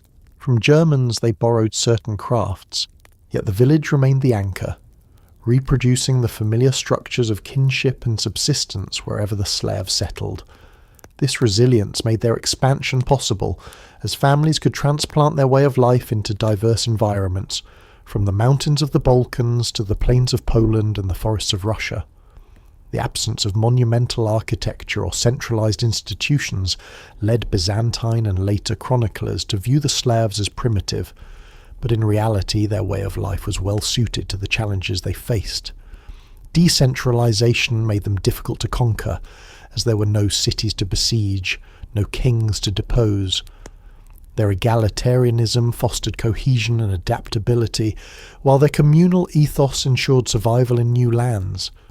What seemed weakness to outsiders was in fact a source of strength, enabling them to expand and endure while more hierarchical societies rose and fell around them.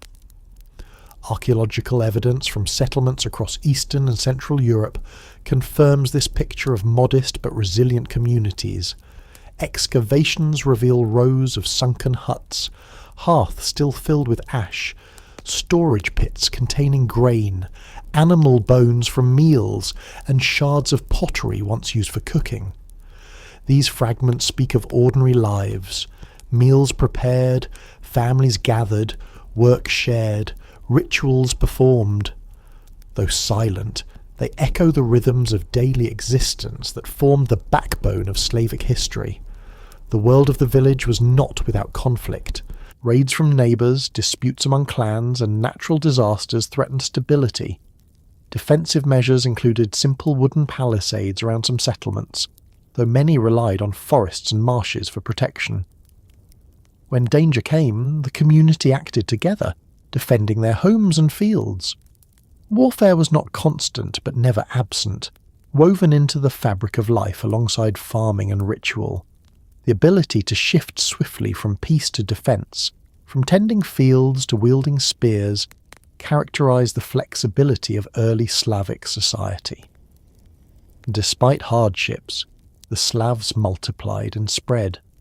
Their villages reproduced across landscapes, carrying with them language, customs, and beliefs. The simplicity of their way of life allowed for easy replication. A few families, a clearing, a riverbank, and a settlement was born. From these small beginnings grew the vast Slavic presence that would dominate Eastern Europe.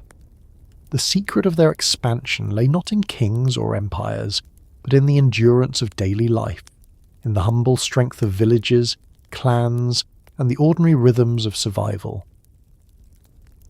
The growth of Slavic communities, the resilience of their villages, and the spread of their settlements laid the demographic foundation for a new phase in their history. By the 6th century, the Slavs were not only multiplying and moving, but also fighting, and in doing so they entered the awareness of empires that had long overlooked them. To Byzantium, the Slavs were no longer merely distant farmers or obscure tribes.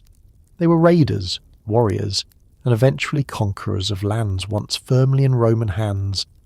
The imperial chronicles written by administrators, generals, and historians concerned with the security of the empire began to speak of the Slavs not with vague ethnonyms but with sharper detail, reflecting the growing threat they posed to the imperial frontier.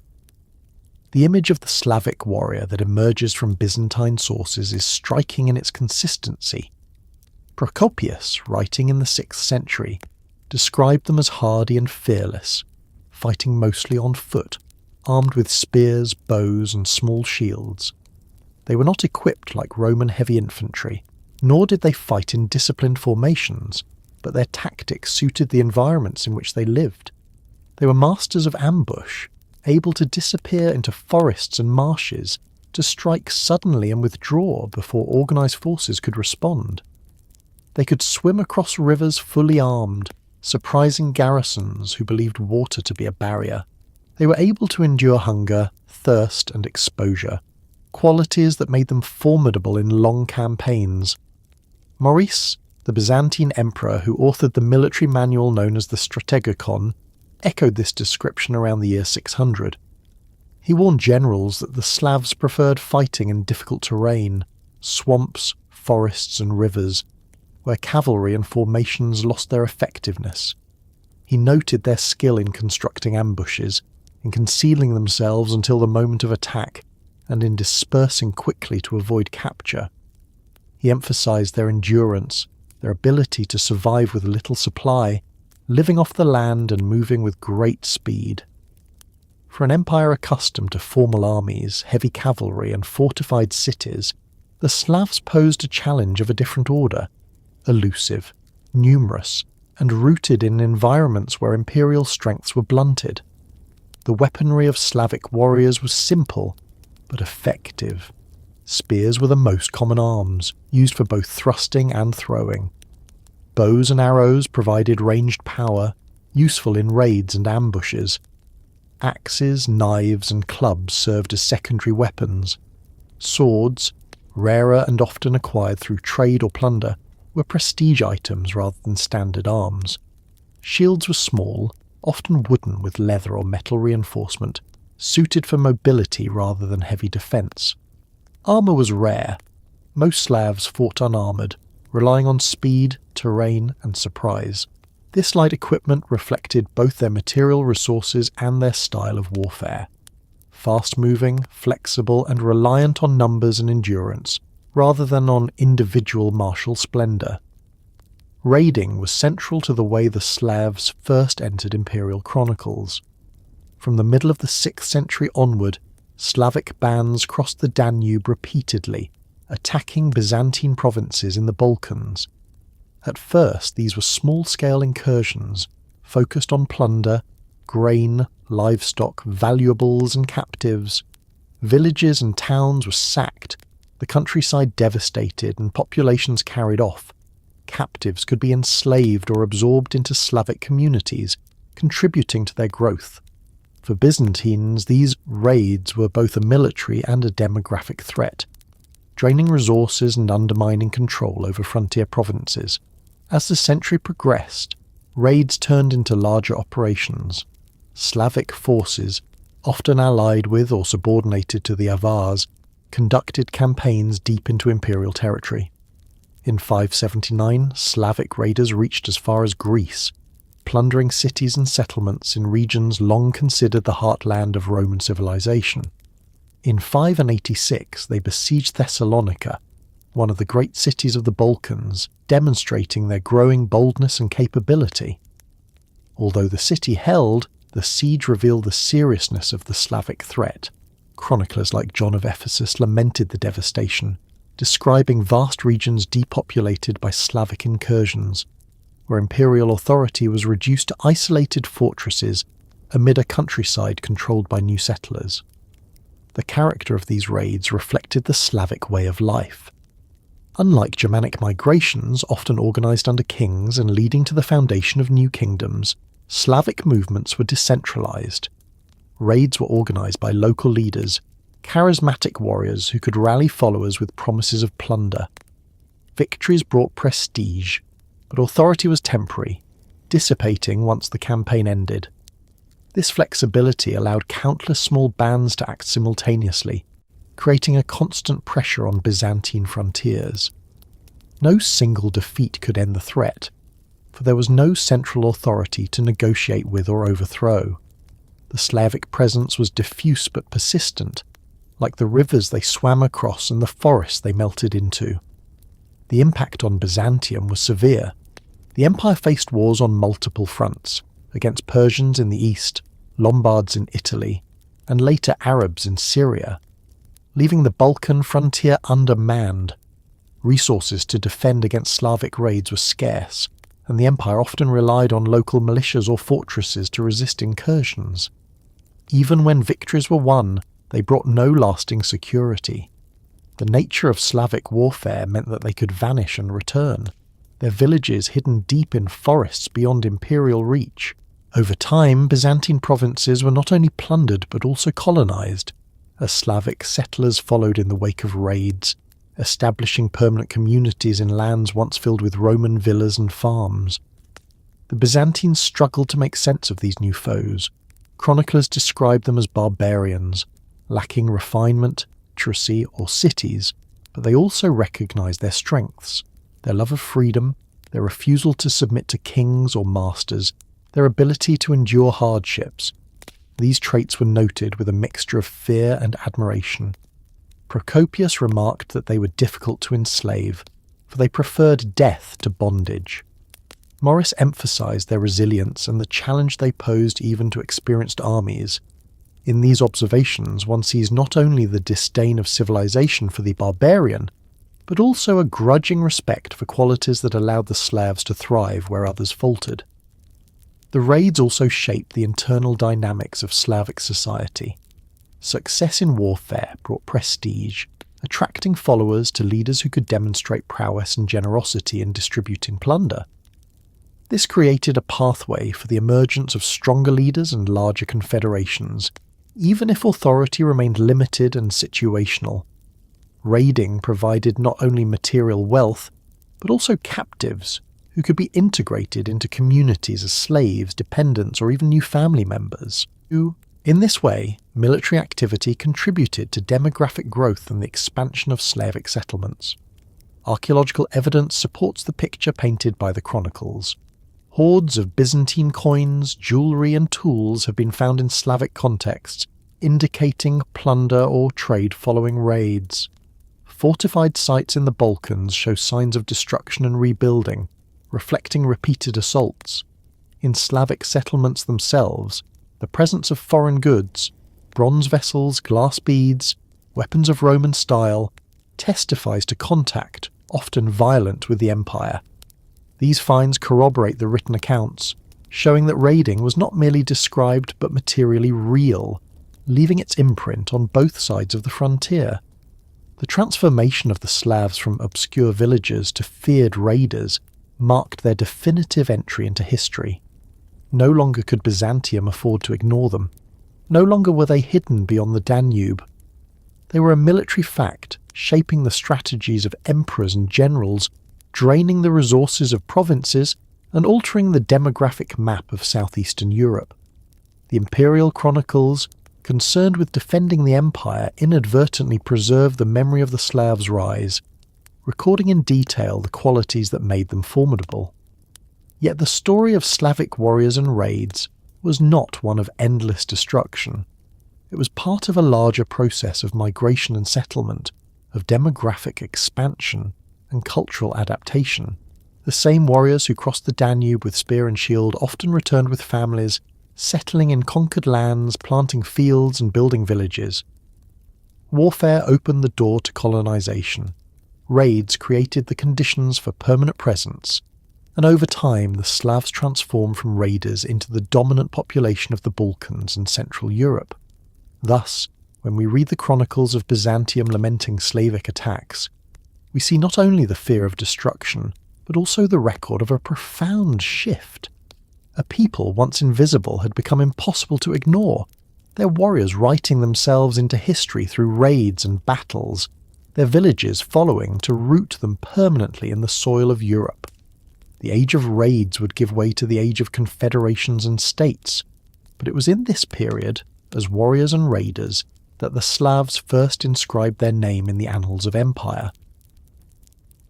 As Slavic warriors crossed rivers and forests, raiding imperial provinces and settling in new lands, their political organisation began to shift.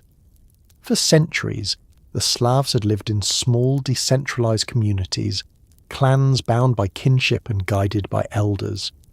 Leadership was situational, authority temporary, and there were no kings or permanent rulers to speak of. This flexibility gave them resilience, but as their numbers grew, as they spread into vast new territories, and as they confronted powerful neighbours, new forms of unity emerged. The chronicles of the 6th century and beyond begin to speak not only of slaves in general, but of specific groupings, tribal confederations that gave structure and identity to scattered villages. Among these, 3 names stand out: the Antes, the Sclaveni, and the Venedi. The Venedi were the earliest of these names to appear in classical sources. Roman writers of the 1st and 2nd centuries had already spoken of them, locating them along the Vistula River and describing them as numerous, forest-dwelling, and somewhat elusive. For centuries, the Venedi remained a vague presence, more a geographical label than a sharply defined people. Yet by the time of Jordanes in the 6th century, the Venedi were clearly associated with the Slavic world. Jordanes, in his Getica, described the Venedi as a vast group inhabiting the regions between the Vistula and the Dnieper, from whom the Sclaveni and Antes had branched. In his account, the Venedi were the ancestral stock, the broad Slavic mass from which other confederations emerged. The Sclaveni, by contrast, appear more clearly in Byzantine sources of the 6th century. Procopius described them as living north of the Danube, inhabiting forests and marshes, practicing communal agriculture and worshipping natural forces and a thunder god. He emphasized their love of freedom, their refusal to submit to kings, and their egalitarian organization. The Sclaveni were the Slavs most directly encountered by Byzantium, raiding across the Danube into Thrace, Macedonia and Greece, and eventually settling in the Balkans. To Byzantine eyes, they represented the archetypal Slavs, numerous, mobile, fierce in battle, yet decentralized and difficult to subdue. Their raids and settlements left a deep mark on the empire, reshaping the demographic and cultural landscape of southeastern Europe. The Antes formed another major confederation, located further east between the Dniester and Dnieper rivers, extending toward the Black Sea steppe. Like the Sclaveni, they were described by Procopius and Jordanes, who emphasized their common language and customs. The Antes, however, were portrayed as more organized and militarily powerful than the Sclaveni. Byzantine authors sometimes noted that they were more cooperative allies, entering into agreements with the empire against common foes such as the Goths or Avars. Their territory placed them at a crossroads between steppe nomads, Byzantines, and other Slavic groups, forcing them to navigate complex political pressures. In the 6th century, the Antes became one of the most prominent Slavic confederations, their name appearing repeatedly in imperial sources. The emergence of these confederations reflects the pressures and opportunities of the time: the collapse of Gothic power under the Huns, the retreat of Germanic tribes into Roman lands, the arrival of the Avars in the Carpathian Basin, and the weakening of Byzantine control in the Balkans all created a dynamic environment. Slavic groups, previously dispersed and autonomous, began to cluster together, forming larger units that could resist nomadic raids, conduct organised campaigns, and negotiate with imperial authorities.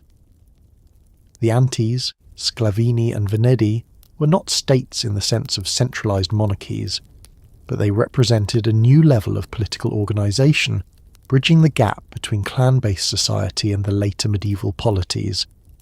These confederations were fluid, their boundaries shifting, their membership flexible.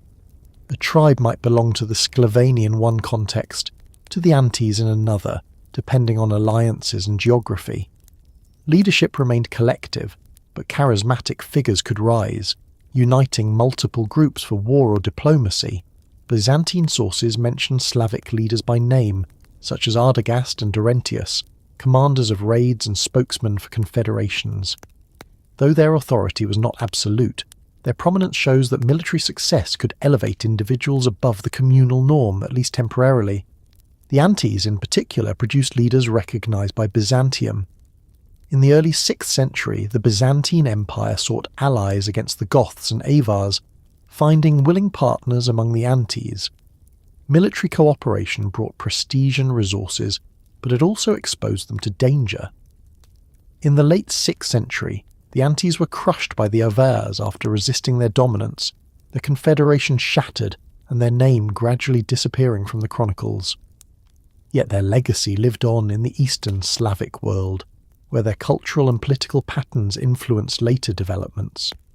The Sclaveni, meanwhile, grew stronger in the Balkans.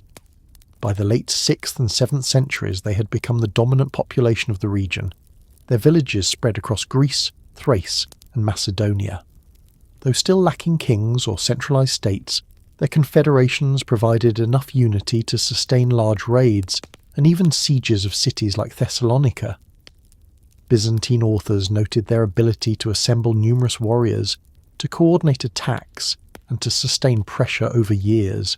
The persistence of their presence eventually forced Byzantium to accept them as permanent settlers, granting lands in exchange for peace, or incorporating them as federates.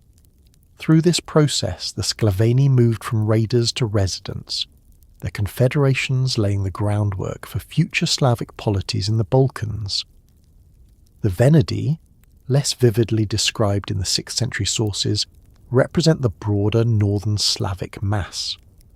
While the Sclaveni pressed into the Balkans and the Antes into the steppe borderlands, the Venedi occupied the vast forests and plains stretching from the Vistula to the Dnieper. Their presence was less dramatic in imperial chronicles, but their role was no less significant. From their base, new waves of migration spread westward into Bohemia, Poland, and eastern Germany, as well as northward toward the Baltic. The Venedi represent the continuity of the Slavic heartland, the reservoir of population and culture from which expansion continued for centuries. The rise of these confederations also reflects the increasing role of warfare in Slavic society. While villages remained the foundation of daily life, raiding and defence became central to collective identity. Confederations provided the means to mobilise larger forces, to negotiate with empires, and to resist nomadic domination. The Antes' confrontation with the Avars, the Sclaveni's repeated wars with Byzantium, and the Venedi's role in the shifting balance of Central Europe all demonstrate the growing militarisation of Slavic life. Yet this did not erase their egalitarian ethos.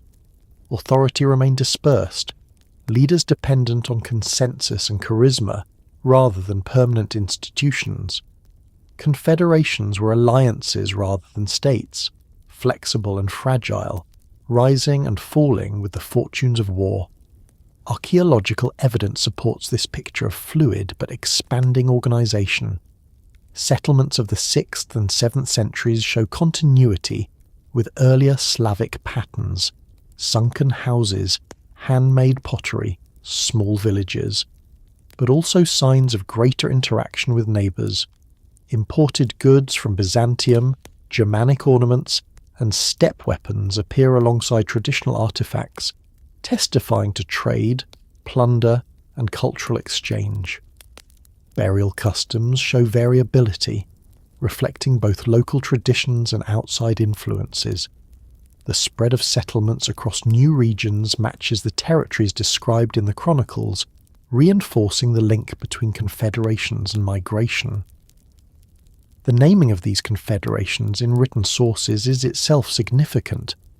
Before the 6th century, the Slavs were vague, shadowy figures, barely distinguishable in Roman texts. With the Sclaveni, Antes and Venedi, they acquired sharper contours, recognised as distinct peoples with identities acknowledged by outsiders. This recognition marks a turning point. The Slavs were no longer anonymous barbarians, but named actors in the history of Europe. Their confederations, though temporary and fluid, gave them presence in diplomacy, warfare and chronicles. The decline of some confederations, like the destruction of the Antes by the Avars, reminds us of the fragility of this early political organisation. Yet others endured, transforming into the nuclei of medieval states. The Sclaveni of the Balkans became the ancestors of South Slavic peoples, whose polities emerged in the centuries that followed. The Venedi gave rise to the Western Slavs, who would form kingdoms in Poland, Bohemia, and beyond. The pattern of confederation, loose alliances bound by kinship, warfare, and charismatic leaders, remained a hallmark of Slavic political development, long after the names of Antes and Venedi faded. In the rise of these early confederations, we see the Slavs taking their first steps toward political identity. Still far from the kingdoms and principalities of the medieval era, they nonetheless moved beyond the purely local life of villages and clans, organising themselves in ways that allowed them to survive and thrive in a turbulent age. They absorbed influences from steppe nomads, Germanic tribes, and Byzantium, but they preserved their communal ethos and flexible structures. In doing so, they laid the groundwork for the larger transformations to come, when Slavic polities would emerge as lasting players on the European stage. As the Slavic confederations grew in strength, and their migrations carried them deep into the Balkans, their relationship with Byzantium became unavoidable. The Eastern Roman Empire, centred in Constantinople, still held immense power in the 6th and 7th centuries, but it was stretched thin by wars on multiple fronts. The Danube frontier, once carefully guarded by Roman legions and fortified lines, had become porous, and beyond it the Slavs were pressing southward in ever greater numbers.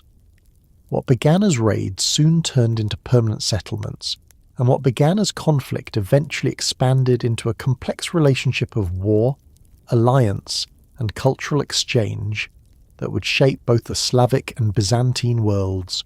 The earliest encounters were violent.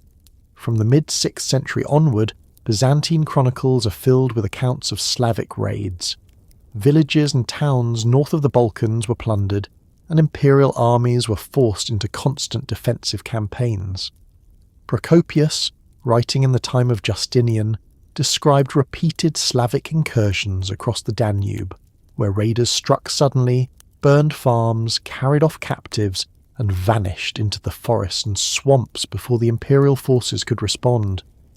For the Byzantines, these attacks were both destructive and demoralizing, undermining their control of frontier provinces and draining resources desperately needed for wars elsewhere. The empire responded with military campaigns. Justinian, determined to defend the Balkans, dispatched generals to repel the Slavs and their Avar allies. Fortifications were repaired, garrisons reinforced, and punitive expeditions launched across the Danube. Yet despite occasional victories, the empire struggled to contain the threat. The Slavs' mobility, their preference for difficult terrain, and their lack of centralized leadership made them elusive opponents. Even when Byzantine armies destroyed villages or killed leaders, new groups soon appeared, carrying on the cycle of raids. The very structure of Slavic society, decentralized, numerous, and resilient, made them difficult to defeat through conventional imperial strategies. Over time, warfare turned into settlement. By the late 6th century, Slavic groups were no longer content with seasonal plunder. They began to establish permanent communities in the Balkans, clearing land, building villages, and planting crops. Archaeological evidence confirms this shift. the simple sunken houses and handmade pottery, characteristic of Slavic culture, appear across Macedonia, Thrace, and Greece, intermingling with remnants of Roman and Byzantine material. Place names of Slavic origin, still preserved in the modern Balkans, attest to the depth of this settlement. For the Byzantines, this posed a far greater challenge than raids. Raiding bands could be defeated or driven off. Settled populations tied to the land and reproducing across generations represented a demographic transformation. The Byzantine response to this new reality was mixed. At times, emperors sought to drive the Slavs out, launching campaigns to restore imperial control. At other times, recognizing the impossibility of eradicating them, the empire attempted accommodation. Slavic groups were settled as foederati, allied peoples granted land in exchange for military service or tribute.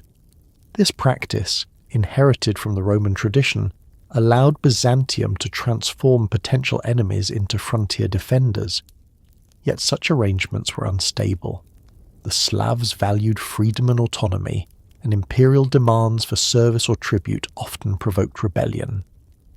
The relationship oscillated between cooperation and conflict, depending on circumstances and personalities. The arrival of the Avars complicated this relationship further. The Avars, a nomadic confederation of Central Asian origin, established themselves in the Carpathian Basin and exerted dominance over many Slavic groups. They demanded tribute, levied warriors for campaigns, and used Slavic manpower in their wars against Byzantium. Byzantine sources describe Avar-led armies filled with Slavic contingents, besieging cities like Thessalonica and even threatening Constantinople itself in 626. The empire thus faced a dual threat: the nomadic overlords and their Slavic subjects. Yet the relationship was not one-sided. The Avars provided opportunities for the Slavs to gain experience in siege warfare, long-distance campaigning, and interaction with imperial defences. This knowledge would later serve the Slavs in their own independent endeavours. Cultural exchange accompanied these conflicts. Byzantine goods, coins, jewellery, tools, glassware circulated widely in Slavic territories, obtained through plunder, trade, or tribute. Archaeological finds across Slavic settlements reveal hoards of imperial coins, sometimes buried as treasure, sometimes repurposed as ornaments. Bronze vessels, glass beads, and fine metalwork of Byzantine origin appear in context far from the empire, testifying to the reach of its material culture. These items were not simply trophies but became integrated into Slavic life, symbols of prestige, practical tools, and inspirations for local craftsmanship. Religion, too, became a point of contact. Christian missionaries ventured north of the Danube, seeking to convert Slavic groups. Success was limited in this early period, but the presence of Christianity among neighbouring Goths and in Byzantine borderlands introduced Slavs to new ideas. Crosses, icons, and Christian symbols occasionally appear in Slavic contexts, though often blended with pagan practices. The full Christianization of the Slavs would come centuries later, but the seeds were planted through these early encounters. Byzantine chroniclers themselves remarked on Slavic beliefs, noting both their pagan gods and their openness to new influences. Language and culture moved in both directions. Slavic words entered the lexicon of Byzantine soldiers and administrators dealing with these new populations, while Greek terms filtered into Slavic speech through trade and diplomacy. Shared practices emerged in frontier zones where communities intermingled. Marriage alliances, the absorption of captives, and the blending of populations created hybrid societies. In some regions, Romanized peasants abandoned by imperial retreat merged with Slavic settlers, producing mixed identities that carried elements of both traditions. The Byzantine world was not simply a distant empire, it was a neighbour, adversary, and model whose influence seeped into the Slavic fabric even amidst conflict. The cultural exchange was not limited to objects and ideas, it also extended to tactics and organisation. The Slavs learned siege techniques from their participation in Avar-led campaigns against Byzantine cities. They adapted to new weapons, incorporating elements of imperial military practice into their own arsenal. They gained experience fighting against disciplined troops and fortified positions, experiences that shaped their military evolution. For Byzantium, the constant pressure of Slavic raids forced adjustments in strategy, emphasizing mobile defense, the use of local militias, and the fortification of key cities rather than continuous frontier lines. Each side shaped the other, even as they remained enemies. The relationship between Slavs and Byzantium reached a dramatic moment in 626, when Avar and Slavic forces joined in a massive siege of Constantinople itself. Chroniclers describe fleets of Slavic boats on the Bosporus, warriors attempting to breach the mighty walls, and the city under siege from both land and sea. The failure of the siege due to Byzantine naval superiority and internal divisions among the attackers marked a turning point. The other's power began to wane, while Slavic groups, though still formidable, increasingly pursued their own independent paths. Yet the very fact that Slavic warriors stood at the gates of Constantinople testifies to how deeply they had entered the political and military world of Byzantium. In the aftermath, Slavic settlement in the Balkans continued apace. By the 7th century, vast areas of Greece, Macedonia and Thrace were filled with Slavic villages. The empire could not dislodge them, so it adapted. Some slaves were integrated into the Byzantine military as allies or mercenaries. Others were resettled within imperial borders to serve as buffers against different threats. Over time, a Byzantine administration sought to reassert control through a system known as the theme, reorganizing provinces and incorporating Slavic populations into imperial structures. This process was uneven, but it reflects the gradual transformation of the relationship from pure conflict to complex coexistence. Cultural exchange deepened in this phase. Slavic communities absorbed Byzantine influences in architecture, crafts, and religion. Byzantine artisans and merchants interacted with Slavic villagers, spreading techniques of pottery, metallurgy, and weaving. Christian symbols appeared more frequently, and over time, the groundwork was laid for mass conversions.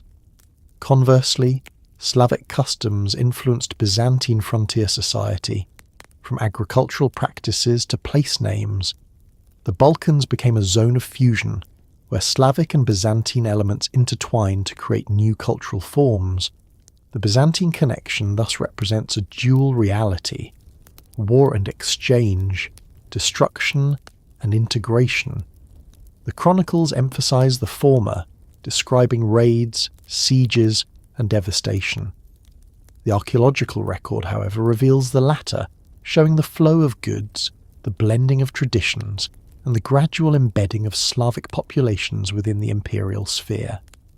Together, they paint a picture of a relationship that was neither purely antagonistic nor purely cooperative, but a shifting balance of conflict and contact. For the slaves, Byzantium was both an enemy and a model. They fought against its armies, plundered its provinces, and resisted its authority. Yet they also absorbed its goods, its technologies, and eventually its faith. The empire represented power, wealth, and sophistication, qualities that impressed even those who resisted it. For Byzantium, the Slavs were barbarians who devastated its lands, but also potential subjects, allies, and future Christians. The tension between these views shaped centuries of interaction, ensuring that the Slavs would remain central to the empire's concerns. By the time the Slavs had firmly established themselves in the Balkans and Central Europe, their connection to Byzantium had become one of the defining features of their history. It was through Byzantium that they first appeared in detailed chronicles, through Byzantium that they encountered Christianity, and through Byzantium that they were drawn into the larger world of Mediterranean civilization. The wars were fierce, the settlements transformative, and the cultural exchange enduring. Out of this complex relationship emerged the foundation for the next stage of Slavic history, when pagan rituals would confront Christian missionaries, and the old gods of the forests and rivers would meet the cross of the new faith.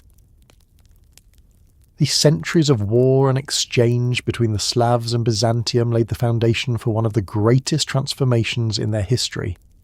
For generations, the Slavs had honoured the spirits of forest, river, and hearth, sacrificed to Perun, Veles, and Mokosh, and celebrated the cycles of life through rituals tied to nature.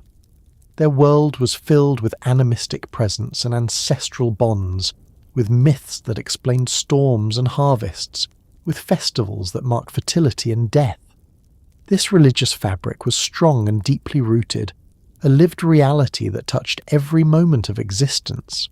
Yet as the Slavs came into closer contact with the Christian world, through raids, trade, captivity, diplomacy, and resettlement, the ancient ways confronted a new faith that claimed universality, hierarchy, and a single god. The clash was not immediate or total, but gradual, uneven, and complex, producing moments of resistance, adaptation, and eventual transformation. The first encounters with Christianity came not through organised missions, but through border contact.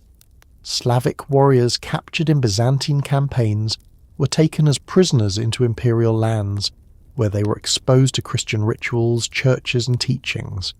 Some became slaves in Christian households, absorbing elements of the new religion.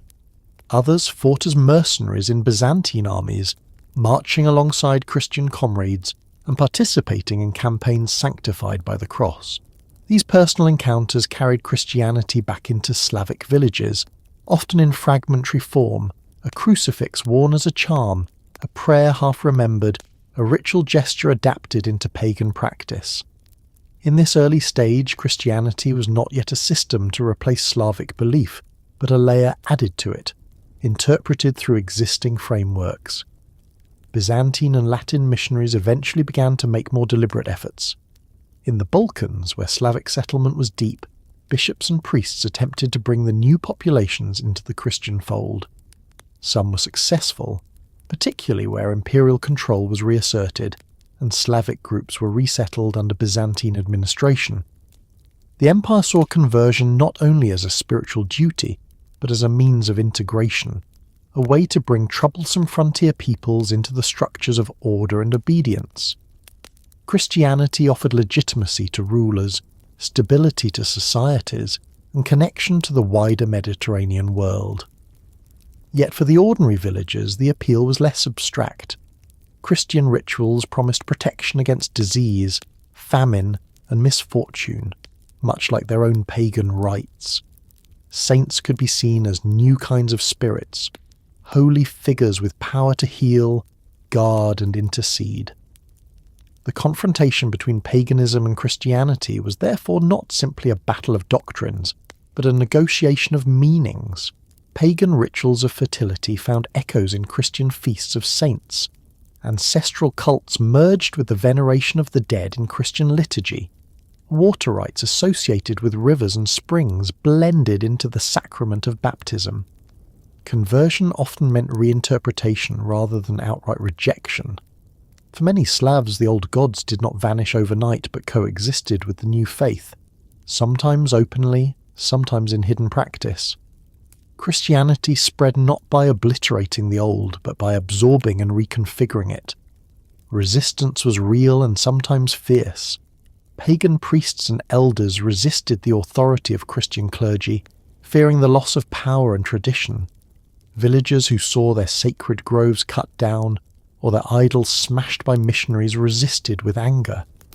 Rebellions erupted against rulers who accepted baptism and sought to impose it on their people. Chroniclers record episodes of Slavic tribes killing missionaries or destroying churches, reasserting their devotion to the old gods. These moments remind us that conversion was not a smooth or inevitable process, but a contested transformation, marked by struggle as much as acceptance. Yet Christianity had advantages that paganism could not match. It offered literacy, scripture, and institutions that bound communities into larger frameworks. It connected local rulers to the prestige of empires, whether Byzantine or Frankish, providing political legitimacy. It offered a vision of salvation beyond the cycles of harvest and death, a universal faith that transcended tribal boundaries. For rulers seeking to elevate their authority, baptism became a powerful tool. For communities weary of raids and instability, Christianity promised order and protection. Over time, these advantages eroded resistance and paved the way for broader acceptance. The earliest large-scale conversions among the Slavs were often tied to political circumstances. In the Balkans, Slavic groups under Byzantine influence were gradually Christianized, especially after the empire reasserted control in the 7th and 8th centuries. In Central Europe, contact with Frankish missionaries brought elements of Latin Christianity into Slavic lands. Among the Eastern Slavs, Byzantine missions began to make inroads even before the famous mission of Cyril and Methodius. These conversions were uneven, with some tribes embracing the new faith while others clung to the old. But by the 9th century, Christianity had become a defining force, no longer just a foreign presence, but a religion increasingly woven into the fabric of Slavic life. The persistence of pagan practices alongside Christianity is one of the most striking features of this transformation. Archaeological evidence reveals Christian symbols placed alongside traditional amulets and graves. Folklore preserves rituals that clearly predate Christianity, but were reinterpreted in Christian contexts. The celebration of midsummer festivals with bonfires and water rites, for example, continued under the name of St. John's Eve. Ancestor feasts, once offerings to the Nav, became commemorations of the departed souls within Christian liturgy. Agricultural rituals to ensure fertility merged with prayers to saints associated with rain, harvest, or protection of livestock. The old gods lived on in disguised forms, their power reframed but not forgotten. The confrontation between paganism and Christianity also reshaped Slavic identity. Pagan religion was local, tied to clan, grove, and river. Christianity, by contrast, was universal, connecting Slavic communities to wider worlds of empire, church, and scripture. Conversion thus shifted horizons, opening new possibilities of political organization and cultural development. Literacy, introduced through Christian missions, allowed for the recording of laws, chronicles, and literature. Rulers who accepted baptism joined the community of Christian kings, gaining recognition and alliances. The spiritual transformation was inseparable from the political and cultural rise of the Slavs in medieval Europe. In this process, compromise and adaptation were constant. Missionaries learned to preach in local languages, adapting Christian vocabulary to familiar pagan terms. The word Boga, once used for pagan deities, became the name for the Christian god. Pagan festivals were rebranded with Christian saints, preserving their timing and rituals while changing their meaning. Sacred groves were replaced by churches, but often built on the same sites, continuing the sense of holy presence. The process was less about replacement than about reconfiguration, with Christianity absorbing the rhythm of Slavic life while reshaping their spiritual horizon. By the 9th century, the outlines of this transformation were visible. Paganism still thrived in many regions, particularly in the north and east, but Christianity had established strongholds in the Balkans, Central Europe, and among the elites of various tribes. The confrontation was not over, but the direction was clear. The old gods were being challenged by the cross, and though they lingered in custom and folklore, their days as the dominant framework of Slavic life were numbered. The Slavs, once known to the Byzantines as pagans who worshipped thunder and water, were on the path to becoming Christian peoples, participants in the wider history of medieval Europe. This confrontation marked one of the great turning points in Slavic history. It reshaped their worldview, their political structures, and their cultural development. It set the stage for the creation of Slavic alphabets, the translation of scripture, and the rise of Christian states. Yet it also left a lasting legacy of duality, with pagan echoes preserved in Christian practice, and old beliefs lingering beneath the surface of new rituals. The meeting of forest gods and Byzantine crosses was not a single moment, but a centuries-long negotiation, whose results defined the spiritual and cultural identity of the slaves for generations to come. The centuries of migration, raids, and gradual Christian influence brought the Slavs to a new threshold. What had once been villages hidden in forests and clans united loosely in confederations now began to crystallize into something larger. The emergence of Slavic polities in the early medieval period was not a sudden leap, but the culmination of centuries of growth, interaction, and adaptation. The great confederations had prepared the ground. Christianity had introduced new models of order and legitimacy, and contact with neighbours had taught the Slavs the structures of kingship, tribute, and law. Out of this matrix emerged the first recognisable Slavic states, still fragile but destined to shape the political landscape of Europe. Among the most important of these early experiments in statehood were Great Moravia in Central Europe and Kievan Rus in the East, two very different but equally formative centres of Slavic power. The story of Great Moravia begins in the 9th century, in the lands of present-day Slovakia, Czechia, and parts of Hungary. Here the Western Slavs had long lived under the shadow of the Frankish Empire, whose missionaries, armies, and merchants pressed eastward across the frontier. The Franks demanded tribute from local Slavic chieftains, sometimes asserting direct control, sometimes leaving semi-independent rulers in place. But by the mid-9th century, these fragmented groups began to unite.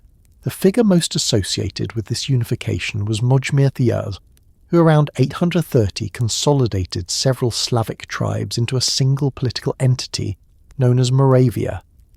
His expulsion of Frankish missionaries and assertion of independence marked the beginning of Great Moravia as a distinct power. Great Moravia grew rapidly under Mojmir and his successors. Its fertile lands along the Morava River supported agriculture and trade, while its strategic position between East Francia, the Avars, and other Slavic groups gave it both opportunities and dangers. The Moravian rulers built fortifications known as gradiska, which served as centres of administration and defence. These fortified settlements combined wooden palisades with earthen ramparts, protecting villages and serving as symbols of authority. Archaeological remains of such fortresses reveal large enclosures, sometimes with workshops, churches, and residences, reflecting the emergence of centralised power.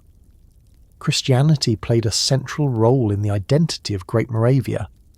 The rulers recognised that embracing the new faith could provide legitimacy and alliances, but they also resisted domination by Frankish clergy, who sought to control the Moravian church. This tension led to one of the most important events in Slavic cultural history, the mission of Cyril and Methodius. Invited by Prince Rastislav in 863, the two Byzantine brothers created the Glagolitic alphabet and translated liturgical texts into the Slavic language, giving the Moravians a Christian practice in their own tongue rather than in Latin. This achievement not only strengthened Moravian independence, but also laid the foundation for Slavic literacy and the later Cyrillic script.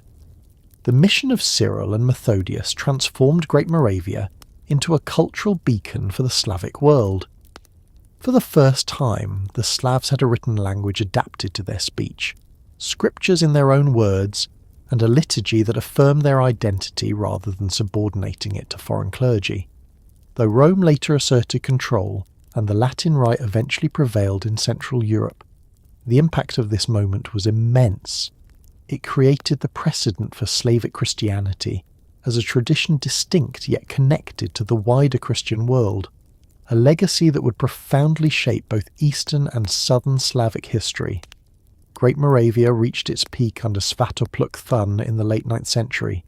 His reign saw territorial expansion, military victories, and the consolidation of Moravian authority over neighbouring Slavic groups. For a brief moment, Moravia was a major Central European power, rivaling the Franks and exerting influence over Bohemia, Slovakia, and parts of Poland and Hungary. Chroniclers described Svatopluk as a formidable ruler, feared and respected across the region, yet the kingdom was fragile. Its cohesion depended on the strength of its ruler, and external pressures were constant. After Svatopluk's death in 894, internal divisions and Magyar invasions from the steppe undermined Moravia's stability. By the early 10th century, the kingdom had collapsed, its lands absorbed into emerging polities such as Hungary and Bohemia. Though short-lived, Great Moravia left an enduring legacy. It demonstrated that Slavs could form centralized states, adopt Christianity, and develop written culture. It provided a model for later kingdoms in Bohemia, Poland, and beyond.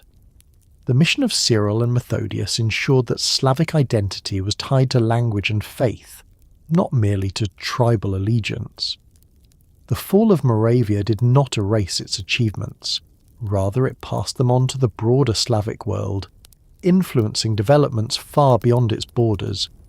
In the east, another great polity was taking shape, Kievan Rus.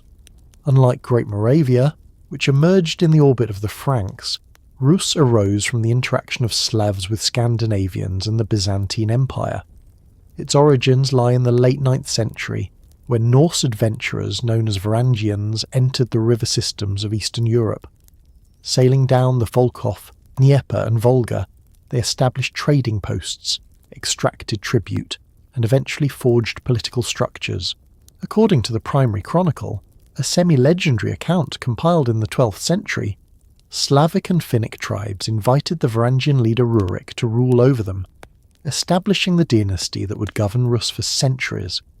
From their base in Novgorod, the Varangian leaders expanded southward, seizing control of Kiev, a strategic city on the Dnieper. By the end of the 9th century, Oleg of Novgorod had made Kiev the capital of Rus, declaring it the mother of Rus cities. This new polity united Slavic tribes under Varangian leadership, blending Norse, Slavic and Byzantine influences.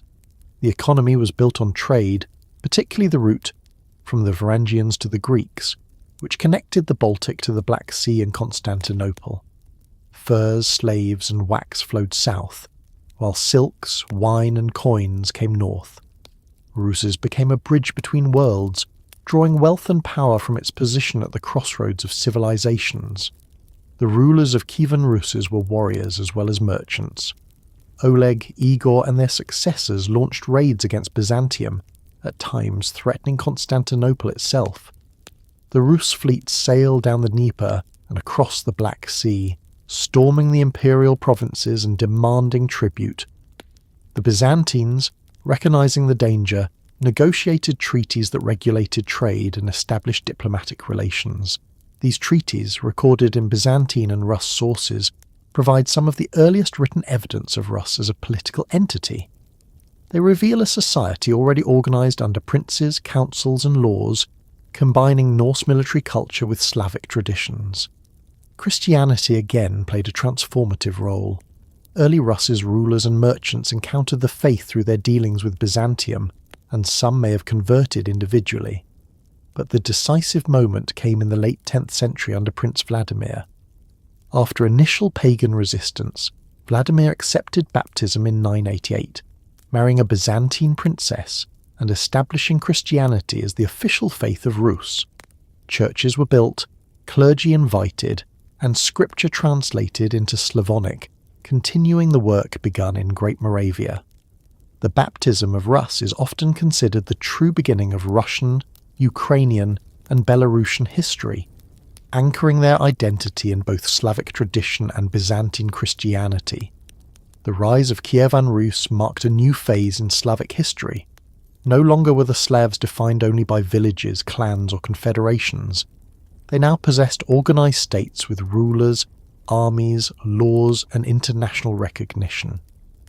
Great Moravia and Kievan Rus, though different in origin and fate, both represent the birth of Slavic nations, stepping onto the stage of medieval Europe alongside Franks, Byzantines, and other powers. Their emergence was not the end of Slavic diversity. Many tribes and regions remained independent, but it was the beginning of a political trajectory that would lead to kingdoms, principalities, and empires. The transition from clan to state was neither easy nor uniform. It involved the concentration of power in the hands of princes, the adoption of Christianity as a unifying ideology, and the integration of local traditions into broader political frameworks. It involved war, diplomacy, and cultural synthesis, as Slavic rulers balanced their independence with the influences of more established neighbours. Yet the fact that such states emerged in both the West and East testifies to the vitality of the Slavic world. By the 10th century, the Slavs were no longer the anonymous raiders described by Procopius. They were now recognised as nations, shaping their own destinies and influencing the course of Europe. The emergence of Great Moravia and Kievan Rus marked the birth of Slavic states, but it was the mission of two brothers from Thessalonica that gave the Slavic world one of its greatest gifts, literacy in its own tongue. Saints Cyril and Methodius, remembered as the apostles to the Slavs, not only carried Christianity into new lands, but also created the alphabet that allowed Slavic speech to be written for the first time. Their work transformed the cultural trajectory of the Slavs, ensuring that their language could serve as a medium for scripture, liturgy, and administration. In an age when literacy was power, the creation of a Slavic alphabet allowed the Slavs to step onto the stage of history, not only as nations but as peoples with a written tradition of their own. The story begins in the Byzantine city of Thessalonica in the 9th century, a city where Greek and Slavic worlds met. By this time, Slavic groups had long settled in the surrounding countryside, and the brothers Constantine, later known as Cyril, and Methodius grew up familiar with the Slavic language spoken in the region. Born into a prominent family, they were educated in Constantinople, where Constantine distinguished himself as a scholar, philosopher, and linguist. Methodius pursued a career in administration before joining his brother in monastic life. Together, they combined intellectual brilliance with deep faith, qualities that would make them ideal missionaries for the Byzantine Church. The opportunity came from Great Moravia. Its ruler, Prince Rastislav, sought independence from the influence of the Frankish clergy, who insisted on using Latin in worship. Rastislav petitioned Byzantium to send missionaries who could provide Christian teaching in the Slavic language, strengthening Moravia's autonomy and identity. The Byzantine Emperor Michael III and Patriarch Photius responded by sending Constantine and Methodius, entrusting them with the task of creating a liturgy in Slavonic. To accomplish this, Constantine devised an entirely new script, Glagolitic, the first alphabet specifically designed for Slavic speech. The creation of Glagolitic was revolutionary. Unlike Latin or Greek, which were adapted to languages they had not been designed for, Glagolitic was crafted to capture the sounds of Slavic accurately and completely. Its unique characters, some derived from Greek cursive, others invented, allowed for the faithful representation of Slavic phonology, including sounds absent in Greek or Latin. With this alphabet, Constantine and Methodius translated the Gospels, liturgical texts and prayers, giving the Slavs access to Christianity in their own tongue.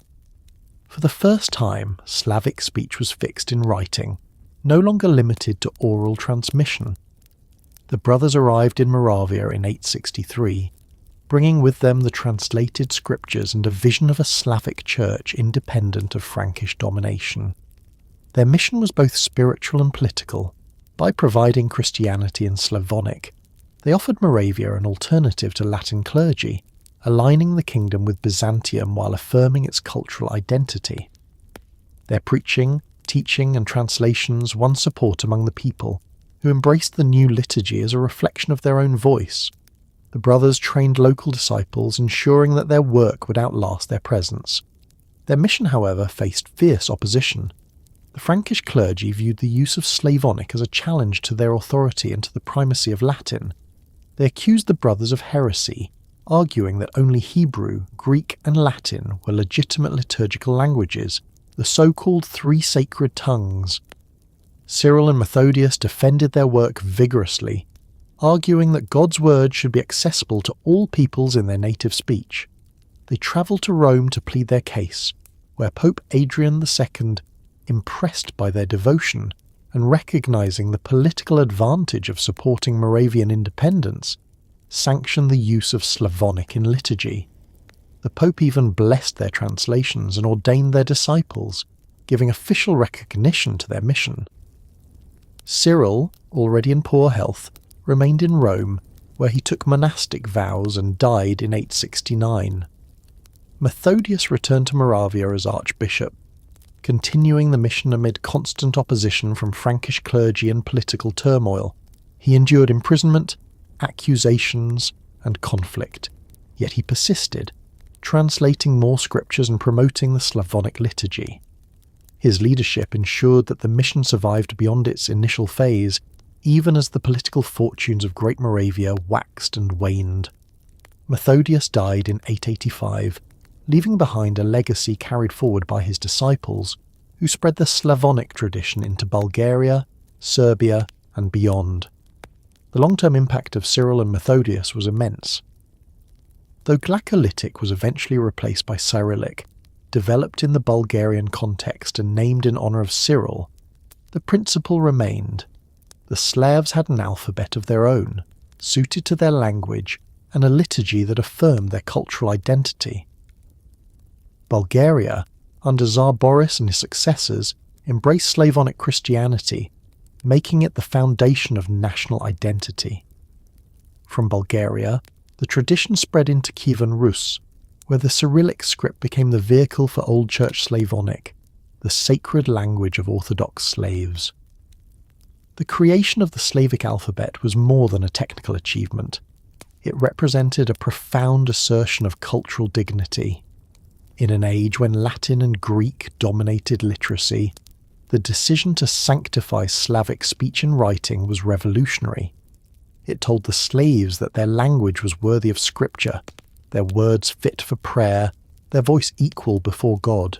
This affirmation resonated across generations, giving the Slavic peoples a sense of identity that transcended tribe and clan, binding them into a wider cultural community.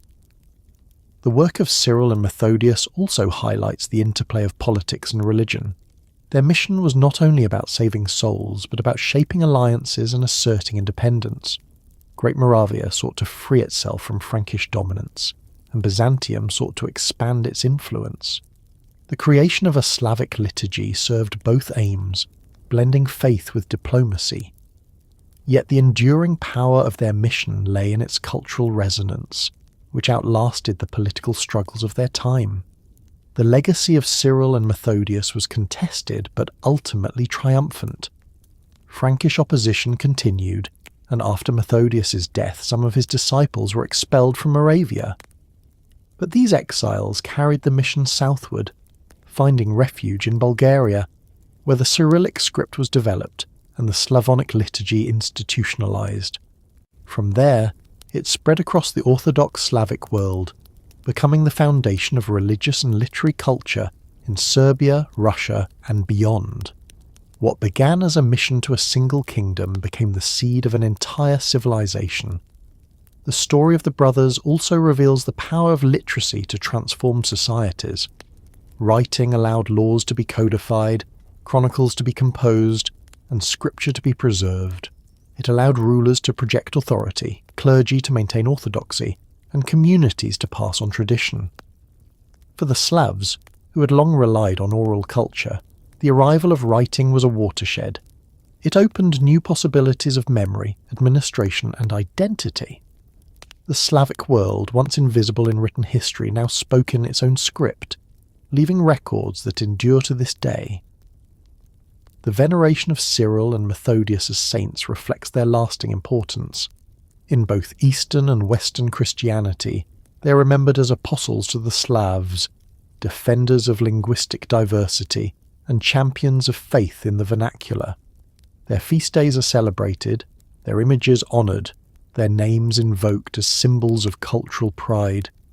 They embody the moment when the Slavs stepped fully into the Christian world, not as passive recipients of foreign tradition, but as active participants shaping their own path.